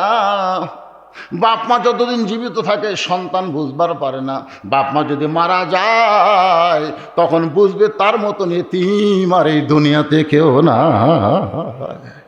আমার নাতি হোসাইন একদিন আমাকে মার সামনে, আমার মার সামনে আমাকে বলছে, এই বুড়া, আমাকে বলেছে বুড়া। হ্যাঁ, মায়ের সেই কান্দন ডাক দেখুন, আমি বাসা থাকতে তুই আমার ছেলের বুড়া কলি কেন? তখন আমার এই নাতি হোসেন বলতেছে, এমনি এমনি কইছি, খবরদার আমি বাসা থাকা অবস্থায় আমার সন্তানকে কেউ বুড়া হবে না। আমার মা যেদিন মারা গেছে সেদিন থেকে বুঝলাম এখন আমাকে বুড়া করে আর কোনো সমস্যা নেই, বাদী হওয়ারও কেউ নাই। কথা কন না কেন ভাই? একটু মনোযোগ দিয়ে শুনবেন। ইয়াকুব নবীর দোয়া আল্লাহ কবুল করেছে। ওরা 10 ভাই ইউসুফ রে কুয়ার মধ্যে ফেলা দিয়েছে। ওই রাস্তা দিয়ে বণিক যাওয়ার সময় তাদের তৃষ্ণা লাগছে পানি পান করার জন্য কূপের কাছে। আয়েশা দেখে কূপের মধ্যে চাঁদের চাইতেও সুন্দর একজন ফুটফুটা বাচ্চা পড়ে আছে। সুবহানাল্লাহ। ইউসুফ নবী কেমন সুন্দর! আরে বাবা, সেই সুন্দর। এখন ইউসুফ রে পানি পান না করে উঠানোর জন্য এরা ব্যস্ত হয়ে গেল। ইউসুফের উপরে উঠে দেখে, ওরে বাবা, হাত বাঁধিছে, পাও বাঁধিছে, ওটি মরিয়া পচে যেত কিন্তু উঠতে পারতো না। এখন প্রত্যেকটা বণিক কয় আমি নিব, এত সুন্দর সন্তান আমি নিব, সবাই কয় আমি নিব। বণিকের সর্দার বলতেছে তাহলে এক টুকরা টুকরা করে ভাগ করি। তখন বলে টুকরা টুকরা করে ভাগ করে নিয়ে তো লাভ নাই। বণিকের সর্দার বলে তাহলে সবাই যখন নিবার চাও তাহলে এক বাজারে বিক্রি করি, এক বাজারে বিক্রি করে যে টাকা হবে সেই টাকা আমরা 10 জন ভাগ করে নেব, অসুবিধা আছে? সর্দারের কথা মনে ইউসুফকে নিয়ে গেল বাজারে। মানুষ কিনা বেচা হয় সেই বাজারে ইউসুফ নবী। ওই বাজারে 2 জন খরিদ্দার ঘুরতেছে, একটা হলো নারী আর একটা হলো পুরুষ। নারীর নাম হলো জুলাইখা আর পুরুষের নাম হলো আজিজ মিসর। 25 বছর হলো বিয়ে করছে কিন্তু বাচ্চা হয় না। একটা মেয়ে মানুষকে আপনি 3 তলা বাড়ি করে দেন, 7 তলা বাড়ি করে দেন, কিন্তু কোলের মধ্যে একটা সন্তান যদি দিবার না পারেন, আপনি 10 ভরি সোনার মালার গলার দেন, ওই খালি কানবার বলবে এগুলো আমার দরকার নাই, আমি একটা বাচ্চা চাই। মেয়েরা হলো মাতৃত্বে খুশি, জোরে কোন কথা ঠিক কিনা? মা হবার না পারলে কি যে কষ্ট মেয়েদের হয়, সেই কষ্ট নিয়ে জুলাইখা ঘুরতেছে। ইউসুফের সামনে দাঁড়ায় জুলাইখা বলতে, স্বামী গো, এই সন্তানটা আমার পছন্দ হয়েছে, একে আমি নিবার চাই, একে আমি। সঙ্গে সঙ্গে বণিকের সর্দার মুচকি মুচকি হাসতেছে। অন্য বণিক বলে হাসেন কেন? বলে মেয়ে মানুষ যখন কাউরে পছন্দ করে তখন তার দাম 10 গুণ বেশি হয়। মেয়ে মানুষকে নিয়ে যান মার্কেটে যান না, যদি বলে এটা আমি নিব, দোকানদার বুঝবার পরে যা ইচ্ছে তাই দাম চাবো। দাম হলো 500, দাম চাই 5000। তখন মেয়ে লেখা 5000 টাকা হয়। তখন বলে আপা, যদি আপা ডাকে আর ভাবি ডাকে তাহলে বুঝছেন মরছেন, আর যদি চাচি বা খালা ডাকে তাহলে বুঝবেন কিছু ছাড় পাবেন। যদি বলে আপা ঠিক আছে আপনি 500 কম দেন, 500 দেবো না, আমি 1000 কম দেবো, 4000 1 পয়সা বেশি দিয়ে পারবো না। স্বামী খেলে মোট কামড়ায় কয় 500 টাকা দাম রে। বউ কয় এই জন্যই তো তোমাকে আমি পাঠাই না, তুমি আলে 5000 টাকা লাগতো, আমার কারণে 1000 টাকা কমিয়েছে। দোকানদার কয় 3500 টাকা আমার লাভ আছে, 3500। মরদ মানুষ আপনি বউ নিয়ে মার্কেটে যান, আপনার শরম করে না? আমার বউরা মাঝে মধ্যে কয় আমার জিনিস একটা আমি দেখে শুনে কিনবার চাই। আমি বললাম মার্কেটে যাবা, ঘুতে খাবা। বলে ঘুতে কি? বলে মরদের মার্কেটে মেয়েরা গেলে পুরুষ মানুষ তো ঘুতে মারবি। এখন নারীদের মার্কেটে যাওয়ার পরিবেশ নাই, কিন্তু যেদিন পর্দার আইন চালু হবে বাংলাদেশের মেয়েরা মার্কেট করতে পারবে। মেয়েদের জন্য মেয়েরাই দোকানদার, মেয়েরাই কর্মচারী, মেয়েরাই খরিদ্দার, জোরে কোন কথা ঠিক কিনা? অকরনা ফি বুয়ুতিকুন্না ওয়ালা তাবাররাজনা তাবাররুজাল জাহিলিয়াতিল উলা। বণিকের সর্দার বলতেছে 1 লক্ষ স্বর্ণ মুদ্রা। আজিজ মিসর কয় ইয়ার কি বড় মিয়া, এই এর দাম কোনোদিন এত হয়?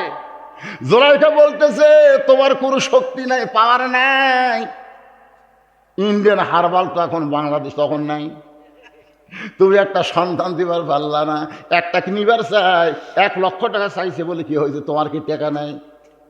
এখন আজিজ মিসর বইয়ের বললেই পড়ে ইউসুফকে 1 লক্ষ স্বর্ণ মুদ্রাকে কিনে জুলাইখার কোলে তুলে দিছে। জুলাইখা লালন পালন করতেছে, সুবহানাল্লাহ কোন। আদর সোহাগ দে জুলাইখা ইউসুফরে লালন পালন করতে করতে এক সময় ইউসুফ সাবালক, একটা বালক সাবালক না হওয়া পর্যন্ত একজন পরপুরুষের কাছে ঘুম পাড়া জায়েজ নাই। আমার কথাকে বুঝলেন? একটা বালক সাবালক না হওয়া পর্যন্ত একটা পরপুরুষের কাছে ঘুম পাড়া, কথা জোরে কয় না রে, শয়তান হয়তো বলবে মিন শারিল ওয়াসওয়াসিল খান্নাস। আর মুখত হাত দিয়ে দেখবি মেয়া না মরদ বোঝা যাচ্ছে না। আসলে না বালক কি বোঝা যাবে? দাড়ি নাই, মুছ নাই, তেল ঢালা মুখ। এই জন্যেই একটা পরপুরুষের কাছে একটা না বালক ঘুম পাড়া যাবে না। রাতের অন্ধকারে ওরে বালিকা মনে করে কাম সারবার পারে, ধরে কেন কথা কর না কেন? ইসলাম কত সুন্দর। এতদিন ইউসুফ না বালেক ছিল, আজকে বালেক, মুছ গজাইছে, দাড়ি গজাইছে। যখন যেইটা লাগবে আমার আল্লাহ সেইটা পুরুষকে দান করে দিবে। সুবহানাল্লাহ। 55 বছর বয়স একজন লোক আমার এলাকার দাড়ি মোছ নাই। আমাকে বলে হুজুর আল্লাহ আমার দাড়ি মোছ দিল না, যেখানে যাই সেখানেই হক না বালক কয় হুজুর। আপনি তো দোয়া করেন আল্লাহ যেন দাড়ি মোছ দেয়। আমি বললাম তোর নাই দেখে তুই দাড়ি মোছের জন্য কান্দিছিস, আর কতকগুলো শয়তানকে আল্লাহ দিছে, তারপরে ওরা রাখে না। এরকম আছে না নাই? চাপা ডেবে গেছে ভাই, চাপা ডেবে গেছে। তারপর সেলুন যে বলতেছে নামিয়ে দে। কে রে, তোর ভিতরে মুখ দাঁত নাই রে বুড়ে, তুই যতই দাড়ি কামা তোকে আর জুয়ান মনে হবে, তোর কপালত ভাঁজ পড়ে গেছে। জোরে কোন কথা ঠিক কি না? পুরুষ মানুষ আর মেয়ে মানুষ। আমার এক মেয়ে বলে হুজুর আমার স্বামী খুবই সুন্দর, আমার স্বামীকে নিয়ে যখন বাইরে যায় প্রত্যেকটা মেয়ে মানুষ আমার স্বামীর দিকে তাকায়, আমার খুবই খারাপ লাগে।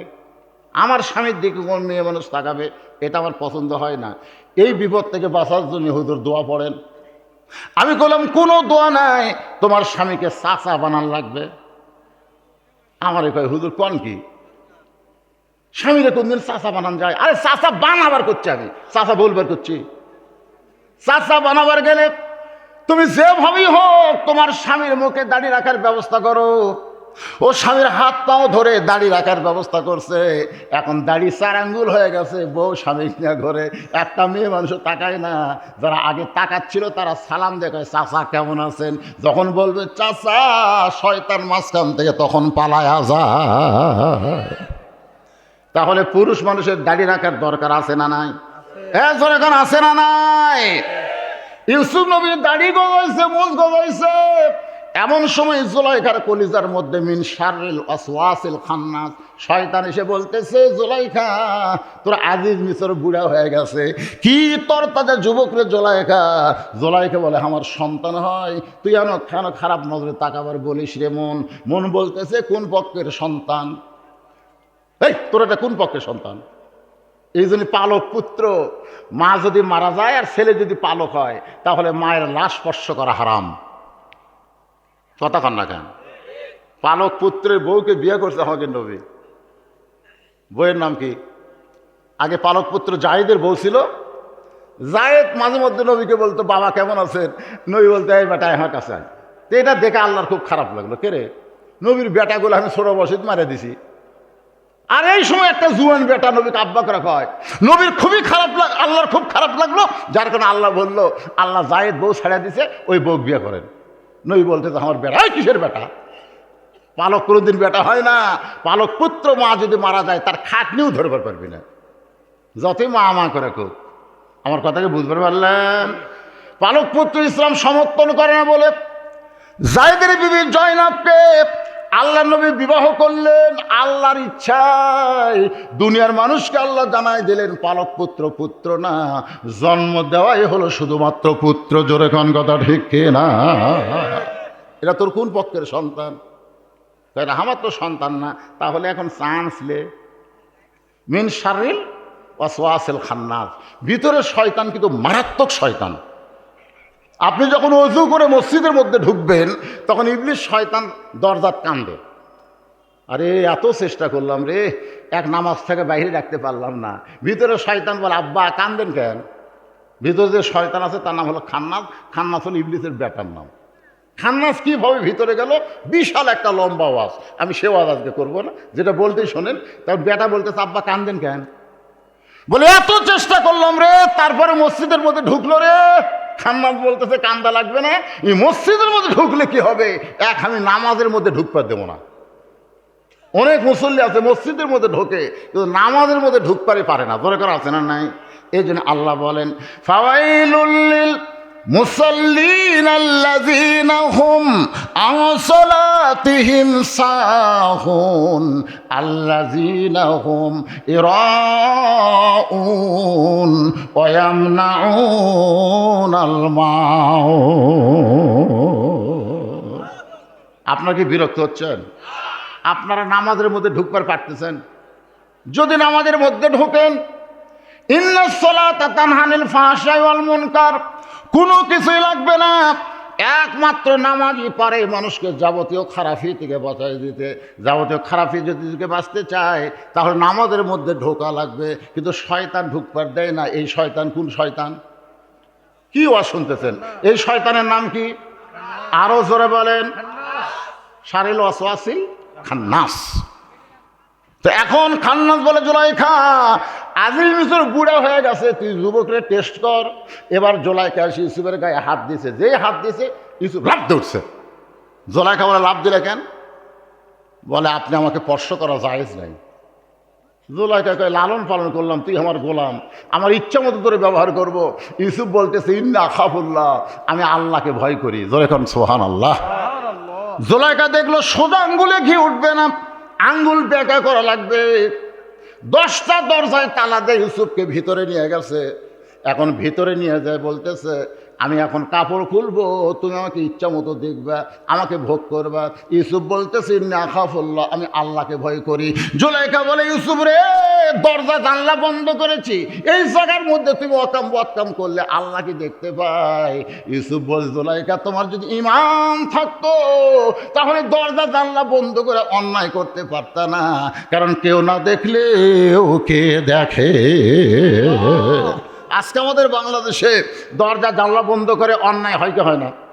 জোরে কোন হয় কি হয় না? আপনি কি মনে করেন কে দেখতেছে? ইউসুফ বলতেছে আমি চলে যাবো। জুলাইখা বলে উপায় নাই, তালা লাগাইছি আর চাবি আছে আমার হাতে। ইউসুফ আলাইহিস সালাম আল্লাহর ভয় নিয়ে যখন তালার কাছে যায়, চাবি ছাড়াই তালাগুলো খুলে যাচ্ছে। এক একে সমস্ত তালা খুলে শেষ দরজা। জুলাইখা দেখতেছে এত চেষ্টা করে কাম হচ্ছে না, দৌড়ে গিয়ে পিছনের কাপড় এইভাবে খামছে ধরছে।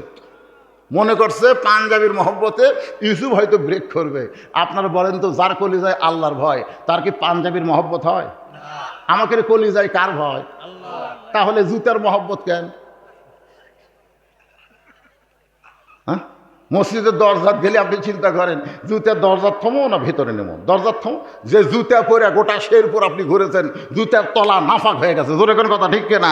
সেই নাফাক জুতা নিয়ে আপনি পাক মসজিদের মধ্যে ঢুকতেছেন, হাতত লেন আর দেখে নিলেন ওর তলা কি নাফাক না? তাহলে সেই জুতা নিয়ে কার ভয়ে ঢুকতেছেন? আল্লাহর ভয়ে? চোরের ভয়? একটু খেয়াল করবেন ইউসুফ আলাইহিস সালামের অন্তরে জামার মহব্বত না আল্লাহর ভয়। মারছে দৌড়, পিছনের জামা ছিঁড়ে গেছে। জুলাইখা দেখতেছে কাম যখন হলো না, কাম একটা করাই লাগবে। সে কামের নাম হলো অকাম। রাজ দরবারে গিয়ে জুলাইখা কাঁদতেছে। মেয়ে মানুষ কাঁদবার পারে না? যখন পারে কি পারে না? দেখবেন চোখের মধ্যে গ্লিসারিন দিয়া আয় আয় নাহি নাহি নাহি। যেদিনকে দেখলাম ভাই আর তাই আগে সিনেমা কি অভিনয় করছে, তার সাথে বেশি অভিনয় করতেছে। এক হাফিজ মাদ্রাসা তুই গেছে, যে বাচ্চাদের সাথে খাচ্ছে আর কান দিচ্ছে। তুমিগুলো কত কষ্ট আছে, চাপার জুতের বাড়ি, তুই ভোটার ডাল সাথে গেছে কান দিচ্ছে। কিন্তু আপনি দেখেন ফেসবুক, গোটা ফেসবুকে একটা মরদ প্রাপ্তি কানবার পারতেছে না, মেয়েরা কেন হঠাৎ হঠাৎ কানতেছে। জোরে কোন কথা?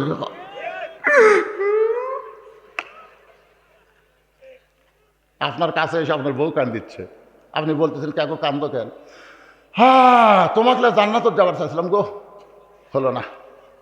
এই কয় আর কান্দে, আর ফ্যান বন্ধ করে দেয়, পাকা দেয়, বাতাস করে। স্বামী কয় কারেন্ট আছে, পাকার বাতাস কেন? বলে কারেন্ট তো আমার শত্রু, এই কারেন্ট থাকার কারণে আমি তোমার খেদমত করা জান্নাত যেমন সেটা হচ্ছে না। আমি সেই জন্য কারেন্ট বন্ধ করতে পাখার বাতাস করতেছি। পাখার বাতাস করে আবার স্বামীর পায়ে পাও টিপে আর খালি কান্দে। স্বামী কয় কে গো তোমার কি হলো? তুই আর খেদমত করার কান্দো? কয় কান্দার কারণ হলো ওই বুড়া বুড়ি। ওই বুড়া বুড়ি তোমার মার বাপ, আমার কলিজা আগুন ধরে দিস। তুমি যদি বুড়া বুড়ির সাথে থাকতে চাও তাহলে আল্লাহর রাস্তায় আমাকে তালাক দাও। আজ হামাগলে থাকবার চাও তাহলে বুড়া বুড়ির বাদ দেওয়া লাগবে। আমা আলাই না ইল্লাল বালাক। তারা চুরি করলো, খালাস পাইল, আমায় দিল জেলখানা। আল্লাহ উপায় বলো না, জনম দুঃখী কপাল পোড়া নবী ইউসুফ একজনা। বিনা দোষেই দোষী কইরা, বিনা দোষে দোষী কইরা দিল জেলখানা। এই দুনিয়ার কপাল পোড়া নবী ইউসুফ একজন। আল্লাহ কা ইউসুফ রে তুই কান্দিস না রে, কান্দিস না। এমন সময় একটা কোলের বাচ্চা, কোন কিতাবে লেখছে 4 মাস, কোন কিতাবে লেখছে 2.5 মাস, কুলের বাচ্চা মায়ের কোল থেকে দুধ পান করতে করতে মুখ টান দেয়, বলে রে বিচারক, শুধু অভিযোগ করলেই বিচার করা যাবে না, তদন্ত করে বিচার করা লাগবে। কেউ যদি আমার বিরুদ্ধে আপনাদের অভিযোগ করে যে এতগুলো টেকা নিয়ে বক্তা কি করে, অভিযোগ করতে পারে কি পারে না? আল্লাহর নবী হাইরে না খেয়ে না খেয়ে কলমার দাওয়াত দিছে রে, আরে আরে এতগুলো টেকা নেয়। আপনারা বলেন তো, কলেমার দাওয়াত দিয়ে কোনো বক্তা টেকা নেওয়া যায় আছে না? কলেমার দাওয়াত মানে ঈমান গ্রহণই করেনি, তাকে কলেমার দাওয়াত দেয় একটা টেকা নেওয়া হারাম।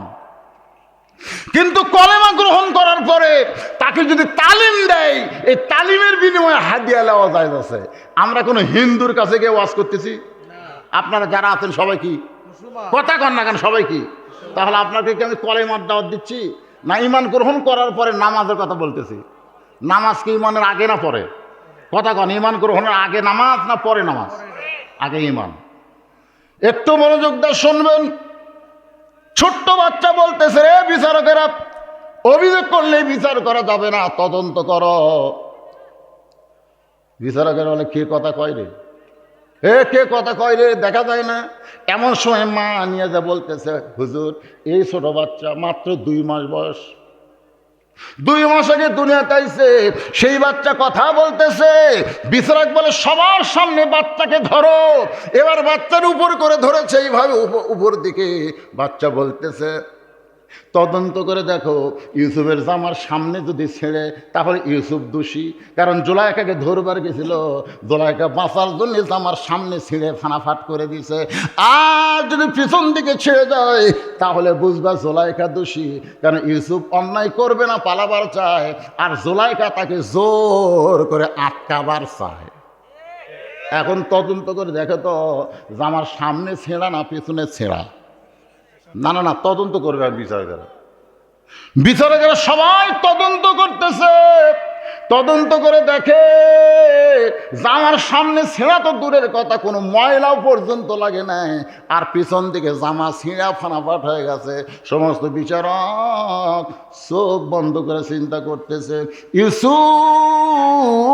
তুমি নির্দোষী, কিন্তু আমরা জবান খুলবার পারতেছি না রে, আমরা চাপে পড়েছি। ইউসুফ তুমি কি কথা কয় না কেন? সামনে কি কিছুই হয়নি, আর পিছন দিকে ছেড়ে গেছে রে। ইউসুফ রে তুই নির্দোষী রে, কিন্তু আমরা জবান খুলবার পারতেছি না রে ভাই, আমরা চাপত পড়েছি রে। এমন চাপ বিচারক মারতে ভাই, নির্দোষীগুলা দোষী হয়ে গেছে, আর দোষীগুলা সব খালাস হচ্ছে। জোরে কর, এর নাম হলো চাপ। চাপ কিসের চাপ? প্রধানমন্ত্রীর বউ হলো জুলাইখা, সেই জুলাইখা অভিযোগ করেছে, প্রধানমন্ত্রী অভিযোগ করেছে। এখন যদি বলি নির্দোষী, তাহলে আমাকে বিচারকের পদ, কথা কয় না, বিচারকের পদ রাখার জন্য, পদ ধরে রাখার জন্য এখন প্রধান বিচারপতি বলে ইউসুফ। স্যার আলী টান দিচ্ছে, জনগণ খালি কান ফেলে আছে, কি কয় ইউসুফ তুমি দোষী। যেই কছে দোষী তখন সবাই কয় কে রে, এটা কি রায় হলো রে? আল্লাহ কোরআনে বলেছে, ইন্নামা ইয়াখশাল্লাহ মিন ইবাদিহিল উলামা, বান্দা সমরে আলেম বান্দারা সবচাইতে আল্লাহকে বেশি ভয় করে। যে আলেম 50 বছর কোরআনে তাফসীর করে, সে আলেম আবার ঠিক কি সবাই জানে না? যারা জানে না, যদি দোষীর জানতো তাহলে জানাজা এত মানুষ যেত, পৃথিবীর এত জায়গার জানাজা হতো, যেখানে জানাজা সেখানে লাখ লাখ লোক। হায় হায় রে, মিথ্যা দোষে দোষী হয় ইউসুফ জেলখানা। ইউসুফ কান্দে, আল্লাহ তাই কান্দিস না, বিনা দোষে যারা জেলখানায় রাখবে তার সম্মান দিন দিন বেড়ে যাবে। ঈশ্বর শেখদারক জেলখানাতে রাখছিল, আর সম্মান বাড়িছে না কমিছে? কথা কয় না, কারণ দোষী। আর আমির হামজা আপনাকে শেরপুর আমাকে বাদ দেয়, আমার কাছে আসা হুজুর আমির হামজার ডেট লাগবে। ভিতরে আসলে সেটাই ভালো রে, বাইরে হয়ে আমাকে খাওয়া মনে হয় বন্ধ হল। আল্লাহ, এইরকম যে সমস্ত আলেমেরা বিনা দোষে দোষী হইয়া জেলখানায়, এদের সম্মান আল্লাহ কমাচ্ছে না বাড়াচ্ছে? আরে একবার বার হওয়ার দেরে ভূমিকম্প উঠে যাবি, তোর কোন কথা ঠিক কিনা? এই ছেলেরা, তোমরা নামাজের বা শুনবা না, খাড়া হয়ে থাকো কেবল। এ ফাঁকা হচ্ছে তো, এখন ভিতরে আসো। বেনামাজিরা সব চলে গেছে, এ শালারা যাওয়াই ভালো। কারণ আপনি বিশাল ধানের ঠিক দেখতেছে, লাভ কি? লাভ কি রে? সবগুলো ধান না বাতাস দে, বাতাস দিয়ে দেখ কোনটা ধান কোনটা চিটা পাতান বার কর। বিশাল একটা ফ্যান এনে বাতাস শুরু করছে, চিটা পাতান সব উড়ে উড়ে যায়। এ থাকবো না, ধানের মতনই তো ঢপ, থাকিস না কেরে? ভিতরে মাল নাই, ভিতরে দানা নাই রে, যারকে দানা নাই এই শালারা কোনোদিনও নামাজের ওয়াজ শুনবি না। তোর এখন কথা ঠিক না, কারণ নামাজ নেই বেঈমান, আর বেঈমানের কোনো ওয়াজ শুনেন। তবে যারা মাগরিবের সব পড়েন নাই, আজ থেকে নিয়ত করেন, আমি ওয়াজ করছি যে মসজিদের উন্নয়ন। মসজিদের উন্নয়ন হলো, মসজিদ খালি সুন্দর করলে হবে না, এই মসজিদে মুসল্লি হওয়া লাগবে। জোরে কোন ঠিক? সেই সাইজ মসজিদ। আমি এশা নামাজ পড়লাম তো কি ঢপ, মসজিদের মেম্বরের দিকে তাকায় দেখলাম কলজে ভরে গেল। যা একবারে এই গ্রামের মধ্যে এই সুন্দর একটা মেম্বার বানাচ্ছে এরা। আল্লাহ, মসজিদ যেমন সুন্দর, এই গ্রামের প্রত্যেকটা পুরুষকে তেমন সুন্দর মুসল্লি হিসাবে কবুল করো। জোরে কোন আমিন, জোরে বল আল্লাহুম্মা আমিন। আল্লাহর বান্দার একটু মনোযোগ দেন। মাগরিবের 3 রাকাত নামাজ আমরা কেমনে পাইলাম এটা বলতেছি। এই বলার মধ্যে পুরুষ এবং নারী দুইজনের ওয়াজ চলতেছে। জোরে কোন কথা ঠিক কিনা? জুলাইখা কি নারী, ইউসুফ কি? এখন বাংলাদেশে পুরুষ নির্যাতনের আইন নেই, নারী নির্যাতনের আছে। আপনি সত্যি করে বলেন, আপনার যারা আমার সামনে বসে আছেন, যারা বিয়ে করছেন তাদেরকে আমি বলতেছি, আপনি ভালো আছেন না নির্যাতনের মধ্যে আছেন? হায় রে, সুন্দর করে ডাকতেছি, রোকেয়া কথা কয় না। কে গো লক্ষ্মীটি, রোকেয়া খাতুন কথা কয় না। তৃতীয়বার যখন ডাকছি, কে গো কি হলো, কথা কি? এমন ভাবে চিল্লা উঠছে, মরদ মানুষ ভয়ে 1 গ্লাস পানি খাচ্ছে। জোরে কোন কথা ঠিক না? আয় আয় কাহিলে বাহিরে প্রধানমন্ত্রী নারীরা রে, প্রত্যেকটা বাড়িতে একটা করে প্রধানমন্ত্রী হচ্ছে। জোরে কোন ঠিক না ভাই? আমার মায়েরা যারা পর্দার অন্তরালে মনে কষ্ট নিয়েন না। ইউসুফ নবী এই জেলখানা থেকে মুক্ত হলেন খাদ্যমন্ত্রী, এক সময় প্রধানমন্ত্রী। এমন সময় ওই 10 ভাই, জোরে বলেন কয় ভাই? ওই 10 ভাই ইউসুফের সামনে দাঁড়ায় বলে, জাহাপনা বড় কষ্টে আপনার কাছে আইছি। ইউসুফ বলতেছে, তোমরা কে গো? তোমাকে তো খুব ভালো দেখতে লাগতেছে, খুবই সুন্দর লাগছে, তোমরা কে গো? বলে, আমাদের বাড়ি হলো কেনান দেশে, আমাদের বাবার নাম হলো ইয়াকুব নবী।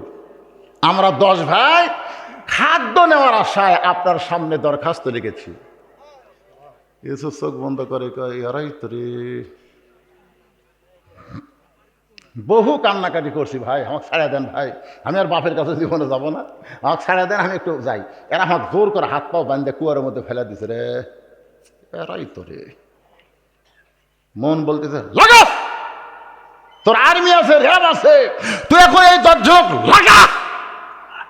কি কর? মন বলতেছে লাগা, আর ইমান বলতেছে তো ফেলা না দিলে এই জায়গায় আসা পেল হনি। তাহলে আর 10 জন তো তোর উপকারী করছে। এটা হচ্ছে ইমানের কথা। ইমান বলতে তো কুয়ার মতো ফেলা না দিলে তুই সিংহাসন পাতি, তাহলে ভালোই করছে তো।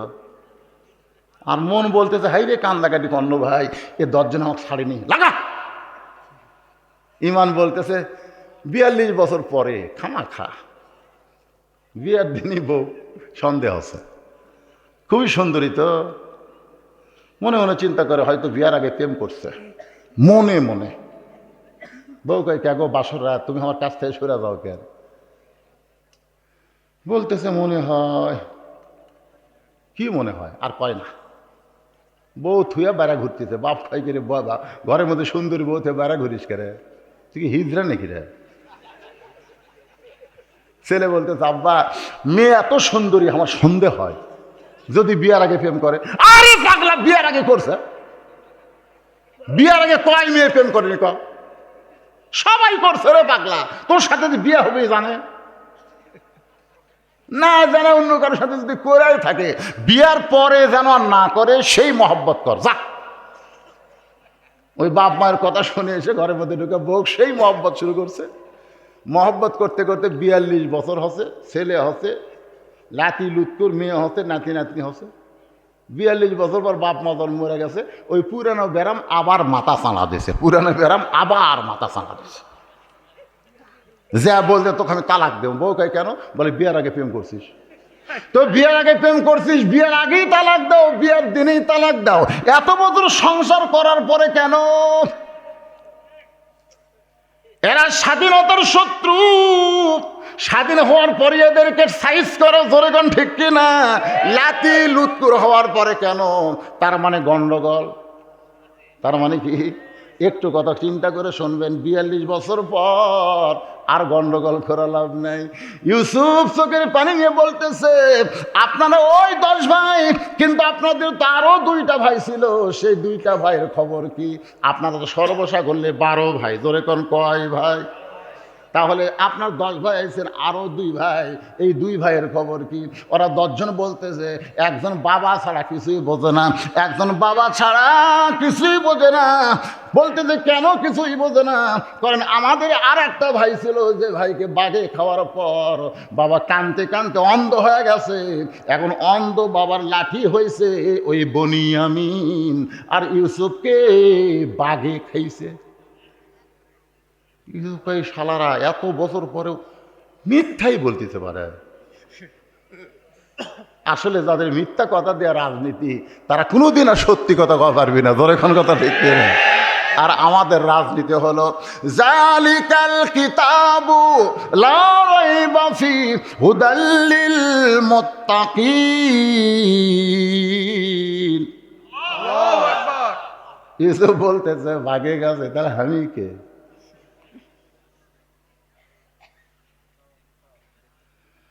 রানীকে ওরা 10 জন কয় আপনি? আরে আমি ইউসুফ রে। হাতটা বান্ধা কুয়ার মধ্যে ফেলে দিল, মনে নাই? ওরা 10 জন কে আমরা যাই, যাওয়ার দরকার নাই। তোরা যা, আমি তাই না, যা তোদেরকে মাফ করে দিলাম। বহু ঘটনা। মাগরিবের 3 রাকাত নামাজ কেমনে পাইলাম, এটা বলার জন্য আমি তড়ি ঘড়ি করে আপনাদের সামনে বলতে যে ভাই, ইউসুফ নবীর সঙ্গে ইয়াকুব নবীর মিলন হবে। ইন্নামা আমওয়ালুকুম আওলাদুকুম ফিতনা। আল্লাহ কোরআনে বলেছেন তোমাদের সম্পদ আর সন্তান হলো তোমাদের বিপদের কারণ। এত বছর পরে ইউসুফ ইয়াকুব নবীর দিকে আসতেছে। ইয়াকুব নবী 2খানা হাত বাড়ায় দিছে। আল্লাহ বলে ইয়াকুব রে, যে আল্লাহ আমি ইউসুফ রে তোর কোলে ফিরাই দিলাম, সে আল্লাহর শুকরিয়া কি তোর মধ্যে নাই? সঙ্গে সঙ্গে ইয়াকুব নবী শুকরিয়া তান 2 রাকাত নামাজ পড়ে। পিছনে সে ইউসুফ আলাইহিস সালাম বাবার নামাজ পড়া থেকে আর এক রাকাত নামাজ যোগ করে দেয়। এই সর্বসাকল্যে 3 রাকাত নামাজ যদি কেউ আদায় করে, আল্লাহ বলে হাবিব গো, এই 3 রাকাত মাগরিবের নামাজ যদি কেউ আদায় করে, ইয়াকুব ইউসুফের সম পরিমাণ সওয়াব আমি আল্লাহ তাকে দান করে দিব। বাকি থাকলো কয় ওয়াক্ত? ঈসা আলাইহিস সালামকে কিন্তু আল্লাহ মারেনি। ঈসা আলাইহিস সালামকে কিন্তু আল্লাহ মারে নাই। বর্তমানে 4র্থ আসমানে, জোরে বলেন কোথায়? মনোযোগ দিয়ে বলেন কোথায়? 4র্থ আসমানে ঈসা আলাইহিস সালাম। আল্লাহ যখন দুনিয়া থেকে ঈসারে নিয়ে যায়, আপনারা বলেন তো, এই যে ইহুদি যারা বাইতুল মুকাদ্দাসকে ধ্বংস করতে চায়, এই ইহুদি কারা? আমাদের আহলে হাদিসের কিছু ভাইরা ইহুদিদের বলতেছে যে আকীদা ভালো। দেখবেন ইউটিউবে দেখবেন কতগুলো শয়তান ইহুদির পক্ষে, দেখেন কিভাবে কথা বলতেছে। ইহুদিরা নাকি নবী। হায় রে, ইহুদি কে রে? অনেকে বলতেছে বনি ইসরায়েল। বনি ইসরায়েল ইহুদি না। ইহুদি হচ্ছে ঈসা আলাইহিস সালামকে যারা নবী বলে স্বীকার করেনি, তারাই হচ্ছে ইহুদি। জোরে কোন কথা ঠিক না? এরা মুসা পর্যন্ত মানে, ঈসার যে আর মানে না, এরাই হলো ইহুদি। তখন ইহুদিরা বাইতুল মুকাদ্দাসকে ধ্বংস করতে চায়। একটু খেয়াল করবেন, সেই ইহুদিরা ঈসা নবীকে হত্যা করার জন্যে ঈসার বাড়ির চারিধারে ঘেরাও করছে। আমাদের নবী যখন হিজরতে যাবে সেই রাত্রে যেমন কাফেররা ঘেরাও করেছিল, ঈসা নবীর বাড়িও সেইভাবে ঘেরাও করছে। ঈসা বলতেছে আল্লাহ এখন কি করব? আল্লাহ বলতে কোনো চিন্তা নাই, দরজা দিয়ে তোমাকে বার করব না, ঘরের তালা ফাঁকা করে তোমাকে আসমানে নিয়ে আসবো। ধরে কোন সুবহানাল্লাহ। নবী বলতেছে আল্লাহ চারিদিকে লাঠি সোটা নিয়ে কাফেররা ঘিরে ধরেছে, আমি কি করব? আল্লাহ বলতেছে দরজা খুলে আপনি বার হয়ে যান। আমাদের নবীকে বের হবার কইল, আর ঈশ্বরে বলতেছে আপনাকে চতুর্থ আসমানে নিয়ে আসবো। তার মানে বোঝা গেল আমাকে নবী পিটন খাক এটা আল্লাহ চায়। লাঠি সোটালে দাঁড়িয়ে আছে বার হন, তার মানে কি? মানে পিঠে মারুক। আর ঈসাকে বললেন কোনো টেনশন নেই, ওরা চারিধার ঘুরতেছে, আমি আপনাকে নিয়ে আসবো।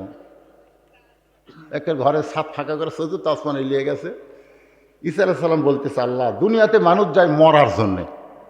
একটা মারাত্মক আছে এখানে আপনাদের খেয়াল করা লাগবে। দুনিয়াতে মানুষ যায় কিসের জন্যে? কথা কয় না রে ভাই, কিসের জন্যে? তাহলে আমরা দুনিয়াতে এসেছি কি বাঁচার জন্যে না মরার জন্যে?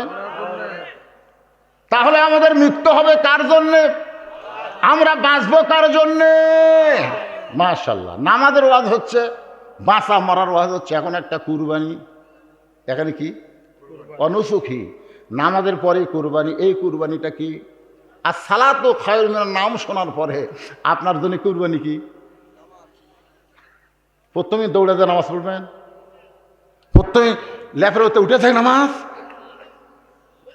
এই ওযু করাটাই কুরবানি রে। শীতের দিনে ঠান্ডা পানি ল্যাপ তোষক ছাড়া বিশাল কুরবানি। কুরবানি মানে হলো ত্যাগ করা, তোষকও কাকে লাত্তি মারা, ল্যাপ হাত দিয়ে ফেলে দেওয়া। আর সালাতু খায়রুন নাম শোনার পরে আমার জীবনে যে সবচাইতে বড় কুরবানি হলো তোষকের লাত্তি দিয়ে ল্যাপরে ফেলে দিয়ে ঠান্ডা পানি দিয়ে ওযু করে মসজিদ দিকে রওনা দেওয়া। এর চাইতে বড় কুরবানি গরু কুরবানি না। গরু কুরবানি সুদের উপরেও দেয়, দেয় না? আমাকে এলাকাতে এক লোক বলতে যে হুজুর হ্যাঁ আচ্ছা আমি একটা কুরবানি দেবো, এক শিং লড়তেছে আর এক শিং ভালো আছে, কুরবানি হবি? আমি বললাম কে ভাই এখন কত বাজে? দেখো হচ্ছে আসরের সময় হচ্ছে। হুজুর তুই কি জোহর নামাজ পড়ছো? না নামাজ পড়িনি। তুই কুরবানি শিং লড়া খাড়া এটা দেখছিস কে? তোর তো কুরবানি হবি না রে। কারণ আগে আল্লাহ নামাজের কথা তারপরে কুরবানির কথা বলতেছে। এখানে আল্লাহ বলে দিয়েছে যার নামাজ নাই তার কুরবানিও জোরে, কারণ যার নামাজ নাই তার কুরবানিও নাই। এখন আপনি নামাজি হয়ে বেনামাজির সাথে কুরবানি দিচ্ছেন, আপনার কুরবানি হবে না। কারণ একজন মুসলমান একজন কাফের ভাগা কোনোদিন কুরবানি হয় না। এখানে কুরবানি মানে শয়তান আপনাকে ধোঁকা দিবে। সবচাইতে বড় ইবাদতের নাম হলো নামাজ। যে ইবাদত সম্পর্কে রাসূল বলেছেন আসসালাতু মিরাজুল মুমিনিন, যখন মুমিনরা নামাজ পড়বে ওই নামাজটাকে দুনিয়া থেকে আল্লাহর আরশ পর্যন্ত পৌঁছায়া দিবে। ঈসা বলতেছে আল্লাহ দুনিয়া থেকে আসলাম, আল্লাহ আমার কি মৃত্যু হবে না? আল্লাহ বলতেছেন হবে। শুধু একজনই মরবে না, তিনি কে? সবাই একটু বলেন না, কারণ আমি শেষ করে দিব তো, আর কি বেশিক্ষণ ওয়াজ করবো, তাই সবাই একটু জবান খুলে বলেন একজনই মরবে না, তিনি কে? আল্লাহ। তাছাড়া সবাই কিন্তু মরার চিন্তা আছে। চাল চলন দেখলে কি মনে হয়? আজান শোনার পরে মসজিদের ধার দিয়ে ঘাড় কাট করে বাড়ির দিকে যায়, ওর চাল চলন দেখলে কি মনে হয় ওই মরবি? আল্লাহ রাসূল বলেছেন এক ওয়াক্ত নামাজ পড়ার পরে আর এক ওয়াক্ত নামাজ তুমি পড়তে পারবে কিনা এই গ্যারান্টি কোনো মানুষ দিতে পারবে না। জোরে কোন কথা ঠিক কিনা? একটু চিন্তা করে শেষের কথাগুলো শুনবেন। ওয়াজের শেষ পয়েন্ট আমি কথা বলতেছি এশার নামাজ নিয়ে বাজান, একটু মনোযোগ দিয়ে শুনবেন। শুধুমাত্র আল্লাহ ছাড়া আল্লাহ কোরআনে বলেছেন কুল্লু মান আলাইহা ফানিউ ওয়া ইয়াবকা ওয়াজহু রাব্বিকা যুল জালালি ওয়াল ইকরাম। এমনকি যে আজরাইল আমাদের জান কবজ করে ইও কিন্তু মরবে। আপনাদের কি মনে হয় আজরাইল খাই মারবি না মরবে? আজরাইল বলতেছে আল্লাহ আর কেউ নাই। আল্লাহ বলে ভালো করে দেখ, ভালো করে দেখ আছে। আল্লাহকে না আল্লাহর কেউ নাই তো, আমি তন্ন তন্ন করে খুঁজেছি আল্লাহ কেউ নাই। আল্লাহ বলতেছে তুই কে? হায় হায় রে, আমি খুঁজবার যে আমার কথা মনই নাই। আল্লাহ কয় মর, আপনি মারেন না, তুই যেভাবে জান কবজ করছিস তোর জানটা তুই সেইভাবেই কবজ কর। আজরাইলকে আল্লাহ আমার জান শেষে আমার কবজ করা লাগবে, এটা আগে করলে এই দায়িত্ব আমি নিতাম না। আমি যে করা হোক আপনার কুদরতি পা ধরে হলেও এই মানুষ মারার দায়িত্ব আমি নিতাম না। ঈসা বলতেছে আল্লাহ আমার মৃত্যু কখন হবে? আল্লাহ বলে ঈসা রে তোমাকে আবার দুনিয়াতে প্রেরণ করা হবে। ঈসা বলে নবী করে আবার প্রেরণ করবেন। আল্লাহ বলে নবী না, বিশ্ব নবীর উম্মত করে তোমাকে দুনিয়াতে প্রেরণ করব।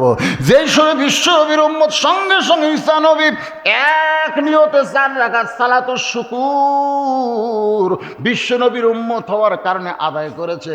ওই 4 রাকাত নামাজ আল্লাহর এতই ভালো লাগে, আল্লাহ উম্মতে মুহাম্মাদের জন্য এশার 4 রাকাত ফরজ হিসেবে আল্লাহ দিয়ে দেয়। এশার 4 রাকাত ফরজ নামাজ জামাত আদায় করবে, ঈসা নবীর সমপরিমাণ সওয়াব আল্লাহ দান করে দিবে। এখন আপনারা বলেন এই 5 ওয়াক্তের মধ্যে কোনটা বাদ দেওয়া যায়? ফজর দেওয়া যাবে নাকি?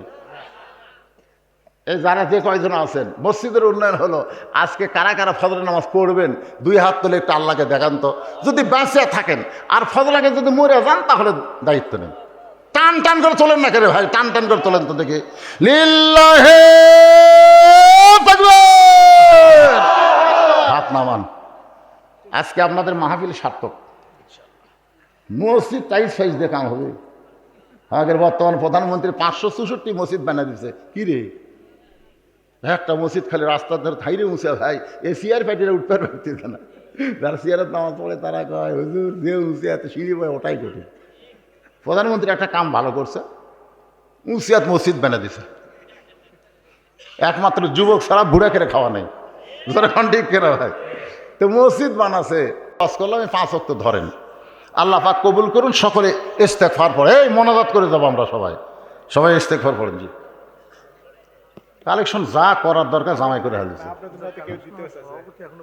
সভাপতি বলেন না বলে এত বসে আছে কোন ভাই, কোন দেন পকেট থেকে দিবেন না বাকি দিবেন, যেটা দিবেন কোন। মানে আমি জানি এমনি তো টপ টপ করে আসার পর থেকে আমি দেখতেছি টপ টপ করে পড়তেছে, জোরে কোন কথা ঠিক করে। আমি পরে বুঝলাম যে মাঝে মাঝে ফাঁকা হওয়ার কারণে ওটি পড়তেছে টপ টপ করে। এইরকম শীতের দিনে এইরকম রাত করে মাহফিল করা ঠিক না। 11টার মধ্যে মাহফিল কভার করে দিবেন, ফজরের নামাজ মানুষ জামাতের সাথে পড়বে। আমার তুলেই দিলেন রাত 10:15 দিকে, চিন্তা করেন। এখন বাজতেছে প্রায় 12:30 বাজে যাবে। এখন এত দীর্ঘ রাত। সভাপতি সাহেব বলেন হ্যাঁ,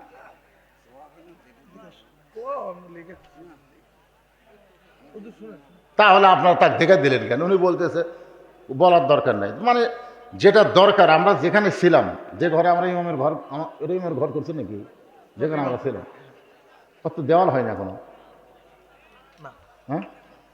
তো ইমামের ঘরটা আপনি করে দেন, যেখানে আমি এতক্ষণ ছিলাম বাপুরে রেস্ট করলাম। তো বাহিরে করুন আর যেখানে করেন সেখানে আমরা ধরুন আপনি ঘরটা করে দেন। কয়েক লক্ষ টাকা আল্লাহ দেয়নি আপনি? আল্লাহুম্মা আমিন। আল্লাহুম্মা আনতাস সালাম ওয়া মিনকাস সালাম তাবারাকতা ইয়া যাল জালালি ওয়াল ইকরাম। কঠিন শীতের ভিতরে টপ টপ করে নিয়র পড়তেছে। এত কষ্টের পরেও যারা কোরআনের বাগান ছাড়লো না, জান্নাতের বাগান যারা ছাড়ে নাই, আল্লাহ তাদের সকলকেই জান্নাতি কবুল করো। এই মাহফিলের শুরু থেকে শেষ পর্যন্ত যতটুকু আলোচনা হয়েছে আল্লাহ এর মধ্যে যদি ত্রুটি হয়, ভুল হয়, মাফ করে দিও। যা হাদিয়া মঞ্জুর করো। সোনার মদিনায় নবী পাকের রওজা মোবারকে আল্লাহ তুমি কবুল করো।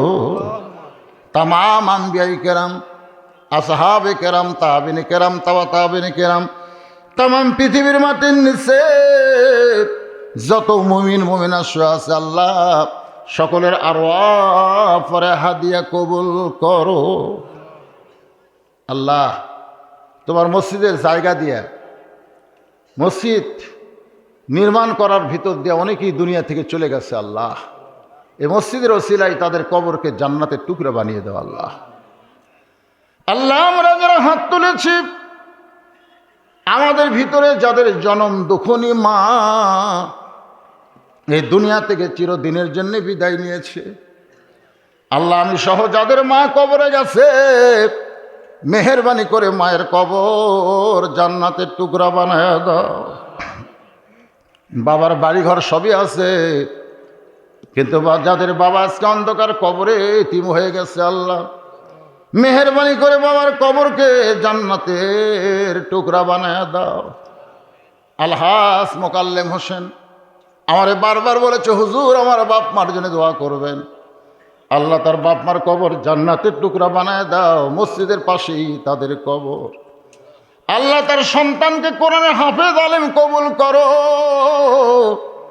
মসজিদের সভাপতি, মসজিদের সহসভাপতি, মসজিদের কেশিয়ার, মসজিদের সেক্রেটারি, মসজিদের সদস্য, আজকে ভিতরে বাহিরে যারা দান করলো, মাহফিলে দান করলো, মাহফিলের বাহিরে আল্লাহ যারা দান করেছে, আল্লাহ সকলের দানগুলোকে কেবলমাত্র জান্নাতের জন্য কবুল করো। আমার মা বোনেরা পর্দার অন্তরালে বসে বসে শুনেছে, আল্লাহ আবেদা সালিহা পর্দা নিজে কবুল করে মা ফাতেমার চরিত্র দান করো। আমি অসুস্থ, আমার মতো যারা অসুস্থ মানুষ আজকের মাহফিলে হাত তুলেছে, আল্লাহ সুস্থতার নিয়ামত তাদেরকে দান করে দাও। ফিলিস্তিনের মুসলমানকে আল্লাহ তুমি হেফাজত করো। আল্লাহ ফিলিস্তিনের মুসলমানকে তুমি হেফাজত করো। আল্লাহ আগামী 7 তারিখে নির্বাচন হবে। আজকের মাহফিলের সম্মানিত প্রধান অতিথি, তিনি মাহফিলের ব্যাপারে যদিও আসতে পারেন নাই কর্মব্যস্ততার কারণে, কিন্তু সর্বাত্মক চেষ্টা করেছে। আলহাজ মুজিবুর রহমান মজনুকে আল্লাহ তুমি তার গলায় সম্মানের মালা পরায় দিও। আল্লাহ মেহেরবানি করে যেমন নেতৃত্ব দিলে আল্লাহ জনগণ উপকার পাবে, তেমন নেতৃত্ব তাকে দেওয়ার তৌফিক দিয়ে দাও। আল্লাহ আমরা যারা হাত তুলেছি, কে কোন নিয়তে হাত তুলেছি, আল্লাহ সকলের নেক নিয়ত নিয়ে আসলে তুমি কবুল করো। অশান্তির আগুন থেকে বাংলাদেশকে তুমি হেফাজত করো। বাংলাদেশের সামনের দিকে কালো মেঘ দেখা যাচ্ছে, না জানি ঝড় হয়, না জানি বৃষ্টি হয়। আল্লাহ আমরা গরিব দেশ, আল্লাহ আমরা সকলে মিলেমিশে মহব্বতে যেন বসবাস করতে পারি, সেই তৌফিক আল্লাহ আমাদেরকে দান করে দাও। আয় আল্লাহ তাআলা, কত মানুষের জানাজার নামাজ আমরা পড়েছি, এই 2 হাত দিয়ে কত কবরে আমরা মাটি দিয়েছি। একদিন আমরা সবাই মরে যাব। যেদিন আমাদের মৃত্যু হবে, দিনটা যেন জুমার দিন হয়, মাসটা যেন রমজান মাস হয়। ইমানের সাথে, ইজ্জতের সাথে দুনিয়া থেকে বিদায় নেওয়ার কালে আমাদের জবানে তুমি জারি করে দিও, লা ইলাহা ইল্লাল্লাহু মুহাম্মাদুর রাসূলুল্লাহ সাল্লাল্লাহু আলাইহি সাল্লাম।